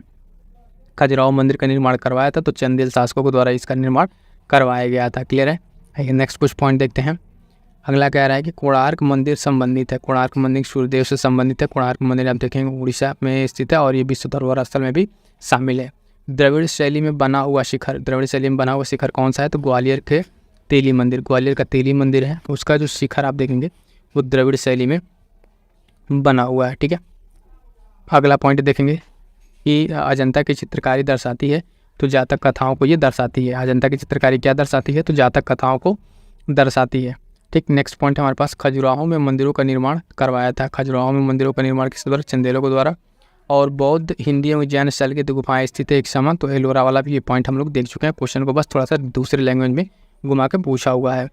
अब यहाँ पे दे रहा है कुछ सुमेलित करना है हमें, ऑलरेडी सुमेलित है। स्तूप जो है सांची का स्तूप, चित्रकारी, बाघ चित्रकारी, ठीक है, कनिष्क की सिरविहीन मूर्ति मथुरा में, और दशावतार मंदिर देवगढ़, ठीक है, देवगढ़ झांसी यूपी में ये स्थित है। बहुत इंपॉर्टेंट है, यूपी स्पेशल के हिसाब से ये क्वेश्चन बार बार कराया जाता है और इंपॉर्टेंट है, यूपी स्पेशल में क्वेश्चन पूछा जाता है। तो ये चारों ध्यान रखिएगा, स्तूप सांची, चित्रकारी बाघ, ठीक है, और कनिष्क की जो सिरविहीन मूर्ति है वो मथुरा, ठीक है, और दशावतार मंदिर देवगढ़ झांसी। क्लियर है? तो यहाँ तक आप देखते हैं कि जो भी प्राचीन स्थापत्य कला है वो हम लोग यहाँ पे कंप्लीट कर चुके हैं। ठीक है, कि प्राचीन साहित्य एवं साहित्यकार, ठीक है, एंशिएंट जो लिटरेचर है और उसके राइटर हैं, बहुत ही महत्वपूर्ण टॉपिक ये भी है, यहाँ से प्रश्न पूछे जाते हैं, तो इसको हम लोग कवर अप करते हैं। जो भी यहाँ से प्रश्न पूछे गए हैं प्राचीन इतिहास और साहित्यकार से, इसको देखते हैं। सबसे पहला यहाँ दिया हुआ सुमेलित करने को दिया हुआ है और इसमें कह रहा है कि एक तरफ पुस्तक है और एक तरफ लेखक है। तो ऑलरेडी ये सुमेलित है, आप देखेंगे रास पंचाध्यायी ये पुस्तक का नाम है और इसको लिखा गया है नंददास के द्वारा। किसके द्वारा? नंददास के द्वारा लिखा हुआ है। और चैतन्य भागवत आप देखेंगे तो वृंदावन दास के द्वारा लिखा हुआ, चैतन्य भागवत बुक का नाम है। चैतन्य मंगल की बात करेंगे तो जयनंदा, और भक्ति रत्नाकर जो किताबें लिखा हुआ है नरहरि चक्रवर्ती के द्वारा। तो ये बहुत ही इंपॉर्टेंट बुक्स हैं कुछ प्राचीन इतिहास की, जिन्हें आप एक पर्टिकुलर नोट्स बना कर नोट कर लीजिएगा। ये सारे क्वेश्चन पूछे हुए हैं, यहीं से आपको फिर से बनते हैं क्वेश्चन। इसमें से अगली बार क्या हो सकता है, एक दो ठो कोई आपको उठा ले और कोई दो बुक नया देकर आपको ऑप्शन बना दे, तो वहाँ पे क्या होगा आपके लिए, ये चीज़ इंपॉर्टेंट हो जाता है। अब देखिए अगला फिर से है, ये सुमेलित करने वाले एक तरफ ग्रंथ है और एक तरफ उसके रचयिता दिया हुआ है। रागमाला, रागमाला पुंडरिक विट्ठल, ठीक है, रस कौमुदी किसके द्वारा लिखा है? श्रीकंठ के द्वारा लिखा हुआ है ये ग्रंथ। और राग विबोध, ठीक है, राग विबोध जो है सोमनाथ के द्वारा। और चतुर्दंडी प्रकाशिका जो है वेंकट रमन, ये आप देखेंगे हमें लगा यूपी से 22 या 23 का ये प्रश्न है, तो आप देखेंगे 21, ठीक है, और 2 बार पूछा हुआ है यूपीपीसीएस में। आप देखेंगे यूपीपीसीएस में कई बार क्वेश्चन पूछा हुआ है, 22-23 में कई बार आया हुआ है। अगला देखेंगे बहुत ही इंपॉर्टेंट है, इसको ध्यान दीजिएगा कि चिंतामणि भट्ट द्वारा रचित ग्रंथ जो है शुक सप्तति, ठीक है, शुक सप्तति फारसी में अनुवाद उसका नाम तूतीनामा रखा है। इसको किसने किया है? तो ख्वाजा जियाउद्दीन नक्शबी ने। ठीक है, अब यहाँ पे क्या है, पहले 2-3 पॉइंट समझिएगा, इसी क्वेश्चन में से आपको निकल के आएंगे। पहली चीज़ कि एक शुक सप्तति, ये क्या है? एक संस्कृत ग्रंथ है। तो आपसे पूछे कि शुक सप्तति जो है किस भाषा में लिखा हुआ है, तो संस्कृत भाषा में लिखा एक ग्रंथ है। किसके द्वारा ये लिखा हुआ है? तो आप देखेंगे चिंतामणि के द्वारा ये लिखा हुआ है, चिंतामणि के द्वारा। उसके बाद से फिर पॉइंट आता है किसी सुख सप्तती का एक फारसी अनुवाद हुआ है, वो किस नाम से याद हुआ, तूतीनामा के नाम से हुआ है। तो इसको देखेंगे तो ये जो है फारसी अनुवाद इसका क्या है, तूतीनामा। ठीक, इतने सारे पॉइंट। उसके बाद सब कह रहा है कि ये तूतीनामा कौन कन्वर्ट किया है, तो ये नक्शबख्शी के द्वारा ख्वाजा जियाउद्दीन के बाद द्वारा इसको किया गया है। मुद्रा राक्षस है, इसके लेखक कौन है, तो विशाख दत्त, बहुत ही इंपॉर्टेंट है ये, चंद्रगुप्त के समय का ये राइटर है। ठीक है, और मुद्रा राक्षस इन्होंने लिखा है। अगला हम देखेंगे, एक तरफ दर्शन दिया हुआ, एक तरफ प्रचारक दिया हुआ है। तो न्याय जो है गौतम मुनि, उत्तर मीमांसा आप देखेंगे बादरायण, ठीक है, और पूर्व मीमांसा जैमिनी, और वैशेषिक जो है कणाद। तो ये कुछ प्रमुख भारतीय प्राचीन इतिहास के कुछ आप देखेंगे यहाँ पे दर्शन हैं जिसके अलग अलग प्रचारक रहे हैं। तो प्रचारकों का नाम हमें याद रखना है। ठीक है, फिलहाल इतना जो दिया हो इसको आप ध्यान में रखेंगे। अगला पॉइंट है कि चरक संहिता में अध्याय और खंडों को विभाजित किया गया। जो चरक संहिता है इसमें अध्याय और खंडों को विभाजित किया गया, तो 120 अध्याय और 8 खंड में इसको विभाजित किया गया है, चरक संहिता। ठीक है, चरक संहिता बहुत ही इंपॉर्टेंट ये बुक है, इसको आप अध्याय और खंड में बांटा गया है। बौद्ध साहित्य में आप देखेंगे थेरी गाथा, बौद्ध साहित्य में थेरी गाथा निकाय से संबंधित है। तो खुद्दक निकाय, कौन निकाय, खुद्दक निकाय संबंधित है। फिर से आएगा इंपॉर्टेंट रिपीटेड क्वेश्चन, मुद्रा राक्षस के लेखक विशाख दत्त हम लोग अभी देख चुके हैं। और 10 कुमार चरितम, बहुत ही फेमस ये एक रचना है, 10 कुमार चरितम। जो इसके रचनाकार कौन है, तो दंडिन, कौन, दंडिन इसके रचनाकार है। बहुत इंपॉर्टेंट है ये सारे बुक्स, आप ध्यान रखिएगा। अगला है कि the root of ancient India, the root of ancient India के लेखक कौन है, तो W.A. Fairservis. ठीक है, इसके लेखक है, ये नाम याद रखिएगा। कल्याण की राजत रंगड़ी को आगे बढ़ाया तो किसने, जैनराज एवं श्रीवर ने, किसने, जैनराज एवं श्रीवर ने। तो आप ध्यान दीजिएगा जब यहाँ पे क्वेश्चन पूछेगा कि राजत रंगड़ी को किसके द्वारा लिखा गया है, तो अगर ऑप्शन में आपको कल्हड़, ठीक है, ये तो जनरली हम जानते हैं लोग कल्हड़, लेकिन उसके साथ साथ अगर आपको जैनराज और श्रीवर भी ऑप्शन में दे दे और 1 2 3 4 करके दे दे ऐसे मिला के, तो आपको तीनों मिला के इसको आंसर लगाना है, क्योंकि बहुत ही इंपॉर्टेंट है। और सिर्फ कल्हड़ के द्वारा नहीं कंप्लीट किया गया, आगे बढ़ाया गया जैनराज और श्रीवर के द्वारा। प्राचीन काल के महान विधि निर्माता थे, तो मनु थे ये विधि निर्माता। महाभारत मूलतः जानी जाती है तो किस नाम से, जय संहिता के नाम से जानी जाती है। ठीक है, अगला देखेंगे, महान जैन विद्वान हेमचंद्र किस सभा को अलंकृत करते थे, यानी किस सभा में वो रहते थे, तो कुमारपाल की सभा में रहते थे। भोजशाला मंदिर जो है, भोजशाला मंदिर की अधिष्ठात्री जो देवी हैं, ठीक है, वो कौन है, तो उसमें देखेंगे भगवती सरस्वती। ठीक है, भगवती सरस्वती जो है भोजशाला मंदिर की ये देवी हैं। उसके बाद से मध्यकालीन भारत के यशस्वी विद्वेता जो कौन थे, विधिवेता, वो थे विज्ञानेश्वर। विज्ञानेश्वर बहुत ही इंपॉर्टेंट अपने टाइम के रहे हैं, जो मध्यकालीन भारत में आप देखेंगे विधिवेता के नाम से जाने जाते हैं। अगला पॉइंट साथियों कि मध्यकालीन विद्वान लेखक जो जैन धर्म अनुयायी थे वो हेमचंद्र सूरी हैं। कौन है, हेमचंद्र सूरी हैं। ठीक है, अगला पॉइंट है गीत गोविंद। गीत गोविंद के रचयिता कौन है, तो जयदेव है। कौन है, गीत गोविंद के रचयिता जो है जयदेव है। और काल्पनिक वैज्ञानिक उपकरणों पर पुस्तक जो लिखी है किसके द्वारा, भोज के द्वारा लिखी गई है। ठीक है, भारतीय गणितज्ञ जिसने दशमलव स्थानिक मान की खोज की वो आर्यभट्ट थे। कौन थे, आर्यभट्ट थे। उसके बाद से गौड़बहु के रचयिता थे। कौन थे इसके रचयिता, वाक्यपति। ठीक है, नाम याद रखिएगा, वाक्यपति इसके रचयिता थे। विदेशियों को भारतीय समाज में मनु द्वारा दिया गया असामाजिक असर था, तो वात्र क्षत्रियों का। ठीक है, हॉलन क्षत्रिय, यहाँ पे वात्र क्षत्रियों का दर्जा दिया गया था। विदेशियों को भारतीय समाज में किसके द्वारा, मनु के द्वारा ये दिया गया था। तो इंपॉर्टेंट है, सीधा से पूछ सकता है कि भारतीय समाज में वात्र क्षत्रियों का दर्जा किसके द्वारा दिया गया था, तो मनु के द्वारा दिया गया था। क्लियर है। अगला पॉइंट देखेंगे, इसमें कह रहा है कि प्राचीन भारतीय विचारकों में से विधि व्यवस्था की सर्वाधिक व्यवस्थित रूप से व्याख्या की है, तो मनु ने की है। और मानसोल्लास शीर्षक ग्रंथ की रचना की थी, तो सोमेश्वर थर्ड ने। किसने, मानसोल्लास शीर्षक की ग्रंथ की रचना किसने की थी, सोमेश्वर थर्ड ने की थी। तो यहाँ तक आप देख रहे हैं, यहाँ तक हमारा जो है आप पूरा देखेंगे कंप्लीट हो गया। प्राचीन इतिहास के जो साहित्य और साहित्यकार थे ये पूरा कंप्लीट हो जाता है। क्लियर है। यहाँ सब देखेंगे हम लोग पूर्व मध्यकाल। ठीक है, ये जो 800 से 1200 ईस्वी है एनसीईआरटी में, इसको देख लेते हैं। तो इंपॉर्टेंट पॉइंट है, थोड़े थोड़े प्रश्न होंगे, इसको भी कंप्लीट कर ही लेते हैं। इसमें पहला कह रहा है कि सुमेलित करने के लिए दिया हुआ है। क्या कह रहा है, सुमेलित करने के लिए दिया हुआ है सूची 1 और सूची 2। तो इसमें सुमेलित कैसे करना है देखना है। मैं ऑलरेडी सुमेलित है। सर्ववर्मन ये संबंधित है किससे, असीरगढ़ का जो ताम्रपत्र है वो संबंधित है किससे, तो सर्ववर्मन से। उसके बाद एक नाम है ईश्वर वर्मन, ये जौनपुर प्रस्तर अभिलेख है, इनसे संबंधित है। ईशान वर्मन, इनका जो है हरहा पाषाण अभिलेख इनसे संबंधित है। और जीवित गुप्ता सेकंड, देव वर्णाड अभिलेख। अब ये क्या नाम थोड़े से डिफिकल्ट लग रहे होंगे, लेकिन देखिए अगर प्रश्न जब रिपीट करेंगे तो यहीं से ऑप्शन लेके बना के आपको दे देंगे। तो चारों के चारों नाम बहुत ही इंपॉर्टेंट है, ध्यान रखिएगा।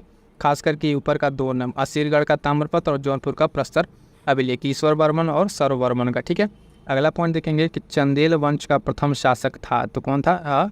नन्नुक। ठीक है, नन्नुक था कौन सा? चंदेल वंश का प्रथम शासक।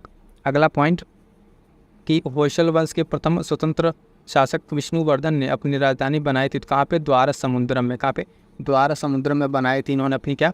पहली राजधानी। राजवंश का जो कन्नौज पर आधिपत्य स्थापित करने में त्रिकोणीय संघर्ष में उलझे हुए थे, तो ये ट्राइगुट अलायंस था। ठीक है, ये संघर्ष एक तरीके से 3 का, तो बहुत ही महत्वपूर्ण है। पाल, प्रतिहार और राष्ट्रकूट मोस्ट इंपॉर्टेंट है, बहुत बार ये एग्जाम में पूछा हुआ है, पाल, प्रतिहार और राष्ट्रकूट। तो अब देखेंगे कि ये जो त्रिकोण है इनका त्रिपक्षीय संघर्ष के नाम से भी जाना जाता है, तो बहुत इंपॉर्टेंट। विक्रमशिला विश्वविद्यालय के संस्थापक थे, तो कौन थे? धर्मपाल। ठीक है, धर्मपाल के द्वारा स्थापित ये विक्रमशिला विश्वविद्यालय है। अगला पॉइंट है कि गोविंद चंद्र अग्रवाल जो है उनकी एक रानी कुमार देवी ने धर्मचक्र जीन विहार बनवाया था। कहाँ पर बनवाया था? तो सारनाथ में। कहाँ पे? सारनाथ में बनवाया था। तो ये चीज़ इंपॉर्टेंट है, ध्यान दीजिएगा। अगला पॉइंट देखेंगे, हिरण्यगर्भ धार्मिक कार्य कराया था, तो किसने? दंती दुर्ग ने। ठीक है ना, किसने? दंती दुर्ग ने।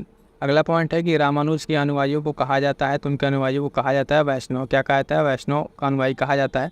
ठीक है, तो रामानुज जी के अनुयायी कहलाते हैं। अगला पॉइंट है द्वार समुद्रम राजवंश की राजधानी थी, तो क्या? होयसल। ठीक है, किसे? होयसल। द्वार समुद्रम जो है किस राजवंश की राजधानी थी? तो ये होयसल की राजधानी थी। पाल वंश के संस्थापक कौन थे? तो गोपाल। ठीक है, कौन? गोपाल जो है आप देखेंगे ये पाल वंश के संस्थापक थे। अगला पॉइंट देखते हैं, अगला पॉइंट कि पाल वंश हो गया। ठीक है, कदम्ब राजाओं की राजधानी कहाँ थी? तो वनवासी। ठीक है, अभी हाल फिलहाल में कदम काल चर्चा में रहा है बुआ का जो। ठीक है, यहाँ पे कुछ अभिलेख मिले पुराने, तो ये चर्चा में रहा है, तो इसलिए इंपॉर्टेंट भी है। समकालीन समाज के पाखंड एवं भ्रष्ट आचरण को उद्घाटित करने के लिए अनेक ग्रंथों के लेखक थे। ठीक है, तो क्षेमेंद्र। ठीक है, नाम याद रखिएगा, क्षेमेंद्र इनका। अगला पॉइंट, चंदेल राजा जिसका एक अन्य नाम लक्ष्मण वर्मन था, तो वो है यशोवर्मन। कौन? वो राजा जो है आपका देखेंगे यशोवर्मन, ये राजा यहाँ पे आपको देखने को मिल जाएगा। ठीक है, अगला पॉइंट देखेंगे, इंपॉर्टेंट ये भी है, देखिएगा। एक नए संवत चलाने का यश प्राप्त किया लक्ष्मण सेन ने। किसने? लक्ष्मण सेन ने। चंदेल शासक जो महमूद गजनवी से पराजित नहीं हुआ था, तो विद्याधर। किसने? विद्याधर एक ऐसा शासक है, ये देखेंगे आप, ये ऐसा चंदेल शासक है जो महमूद गजनवी से पराजित नहीं हुआ था, नाम याद रखिएगा, विद्याधर। और जुजाक भुक्ति प्राचीन नाम था, तो बुंदेलखंड का। ये यूपी स्पेशल का भी प्रश्न है, ये पूछा जा चुका है। ठीक है, कितनी बार ये पूछा गया है प्रश्न, ये तो इसको ध्यान देंगे। ठीक, अगला पॉइंट है, ये जुजाक भुक्ति मेंस में एक प्रश्न आ चुका है इस पर, बुंदेलखंड के सांस्कृतिक कल्चरल पे, तो यहाँ भी ध्यान दीजिएगा इसको। अगला है जुजाक भुक्ति हो गया। कलिंग नरेश खारवेल संबंधित थे, तो चेदी वंश से। और इनका खारवेल का संबंधित है चेदी वंश से। इनका एक जो है अभिलेख जो हाथी गुम्फा अभिलेख इनका हमने बता चुका है, काफ़ी इंपॉर्टेंट है, ये ध्यान रखिए, खारवेल से संबंधित।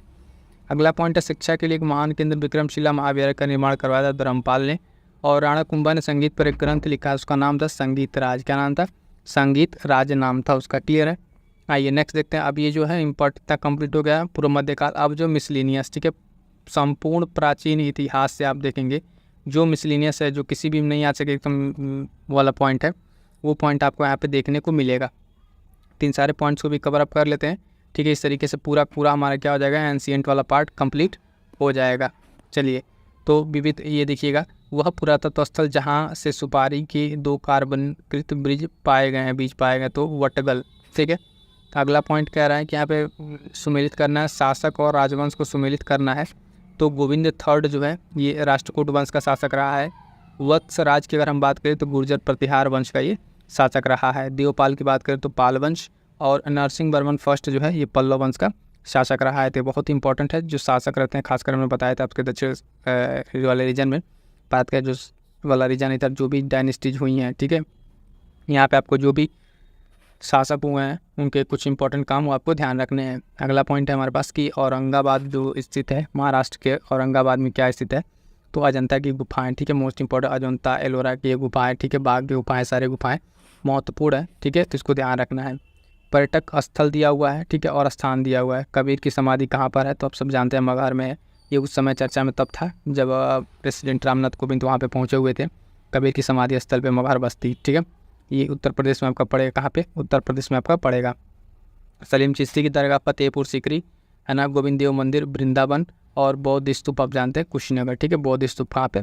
कुशीनगर। अगला प्रश्न जो इम्पोर्टेंट देखेंगे, राजवंश फिर से आने और राजकीय प्रतीक। तो परमार का क्या प्रतीक था? सूर्यदेव थे, ठीक है। और मलय केतु का वराह, ठीक है। इन लोगों का राज्य प्रतीक ही वराह था, जो विष्णु का वराह अवतार, वहाँ से इन्होंने को लिया है, ठीक।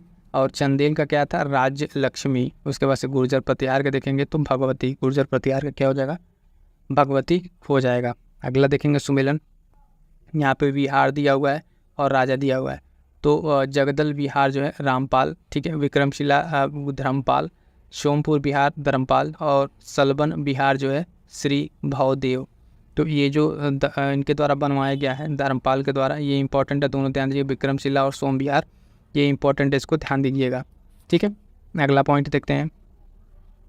अगला पॉइंट हम देखेंगे, शासक जिसने सिंघल द्वीप के विरुद्ध 642 ईस्वी में समुद्री अभियान 2 समुद्री अभियान किया था, नरसिंह वर्मन फर्स्ट। ये ऐसे शासक है, महत्वपूर्ण शासक हैं। आप देखेंगे कि ये क्या किए थे? समुद्री अभियान भेजे थे, किसके विरुद्ध? सिंघल द्वीप के विरुद्ध भेजे थे। प्राचीन में श्वेतांबर जैन मंदिर स्थित है, ठीक है। प्राचीन जो श्वेतांबर मंदिर है वो पालिताना गुजरात में है। अभी ये मोस्ट इंपॉर्टेंट लगाइए, क्योंकि अभी इस बार के जो भी एग्जाम होगा वहाँ एक प्रश्न आपको करंट अफेयर से भी आएगा। पालिताना ये जो शहर है गुजरात का, यहाँ पे आप देखेंगे उसने पहली बार मांस की सार्वजनिक बिक्री पर प्रतिबंध लगा दिया है। क्या कर दिया है? मांस की सार्वजनिक बिक्री पर प्रतिबंध लगा दिया। तो यहाँ से आपका ये भी पूछ सकता है कि पालिताना में कौन सी मंदिर? तो जैन मंदिर है, और करंट में चर्चा में रहा है। तो ये चीज़ें हमने करंट अफेयर में कवर की हैं, इंपॉर्टेंट है, ध्यान दीजिएगा। विदेशी व्यापार से संबंधित संस्था थी, ठीक है। तो नाना देशी एवं नगरम, ठीक है। नाना देशी एवं नगरम जो है विदेशी व्यापार से संबंधित है ये। अगला पॉइंट देखेंगे, कह रहा है कि उद्दालक आरूढ़ी प्रसिद्ध दार्शनिक थे। तो ये जो है कुरुपांचाल के थे। कहाँ के? कुरुपांचाल के। और बीज गणित के क्षेत्र में विशेष योगदान किसने दिया है? तो भास्कर ने। किसने? भास्कर ने विशेष योगदान दिया है, ध्यान दीजिएगा, बीज गणित के क्षेत्र में। पुराणों के अनुसार चंद्रवंशीय शासकों का मूल स्थान क्या था? तो वो था प्रतिष्ठानपुर। कहाँ पे? प्रतिष्ठानपुर ये जगह बताया जाता है यहाँ पे, ठीक है। अगला पॉइंट देखेंगे, इंपॉर्टेंट ये भी है, ये या जो यहाँ है वो अन्यत्र भी, जो यहाँ नहीं वो कहीं नहीं है। कहा गया कहाँ पे? महाभारत ग्रंथ में बात कही गई है। अगला पॉइंट है कि विधि जो हिंदू विधि द्वारा मान्य कर था वो क्या था? उपज का छठा भाग। क्या था? उपज का छठा भाग 1/6 था, वो लगता था उपज का आपको देखने को मिले कहाँ पे? हिंदू विधि द्वारा ये मान्य था। प्राचीन भारत में सिंचाई टैक्स को क्या कहते थे? तो विदक भागम, ठीक है। ये नाम याद रखिएगा, इंपॉर्टेंट है। प्राचीन भारत में सिंचाई टैक्स को क्या कहते थे? विदक भागम। अगला वैदिक ग्रंथों के ठीक है भाष्यकार सायण को आश्रय प्राप्त था। तो विजयनगर के राजाओं का, किसका? विजयनगर के राजाओं का इनको आश्रय प्राप्त था। अगला पॉइंट देखेंगे कि विजयनगर अभिलेख, है ना, हेलियोडोरस निवासी था। कहाँ का? तक्षशिला का, तक्षशिला का निवासी था। श्रवण बेलगोला में गोमतेश्वर की विशाल प्रतिमा स्थापित करवाई थी चामुंडा राय ने। किसने? चामुंडा राय ने स्थापित करवाई थी। जैन से रिलेटेड है, जैन से, ठीक है। श्रवण बेलगोला में गोमतेश्वर की विशाल प्रतिमा का चामुंडा राय ने वहाँ पर स्थापित करवाई थी। चोलों की राजधानी कहाँ थी? तो आप देखेंगे तंजावुर में। कहाँ पे? तंजावुर में थी। और आप देखेंगे यहाँ पे अगला पॉइंट है, एम्फोरा जार होता है क्या है? एक लंबा और दोनों तरफ से हत्तेदार जार, ठीक, के बारे में पूछा होगा चर्चा में जो रहा था। तो विक्रम संवत अगला पॉइंट है, प्रारंभ किया गया था लगभग आपको देखेंगे 57 ईसा पूर्व। और खसरा नामक दस्तावेज से आशय क्या है? तो राजस्व संबंधी एक दस्तावेज है। क्या? खसरा, बहुत ही इंपॉर्टेंट होता है खसरा। ये एक किससे संबंधित है? राजस्व संबंधित एक दस्तावेज है। सामान्यतः पांडवों की राजधानी इंद्रप्रस्थ के साथ पहचान की जाती है। तो पुराना किला दिल्ली, ठीक है। पुराना किला दिल्ली को अगर आप देखेंगे तो पांडवों की राजधानी इंद्रप्रस्थ के रूप में पहचान की जाती है। क्लियर है?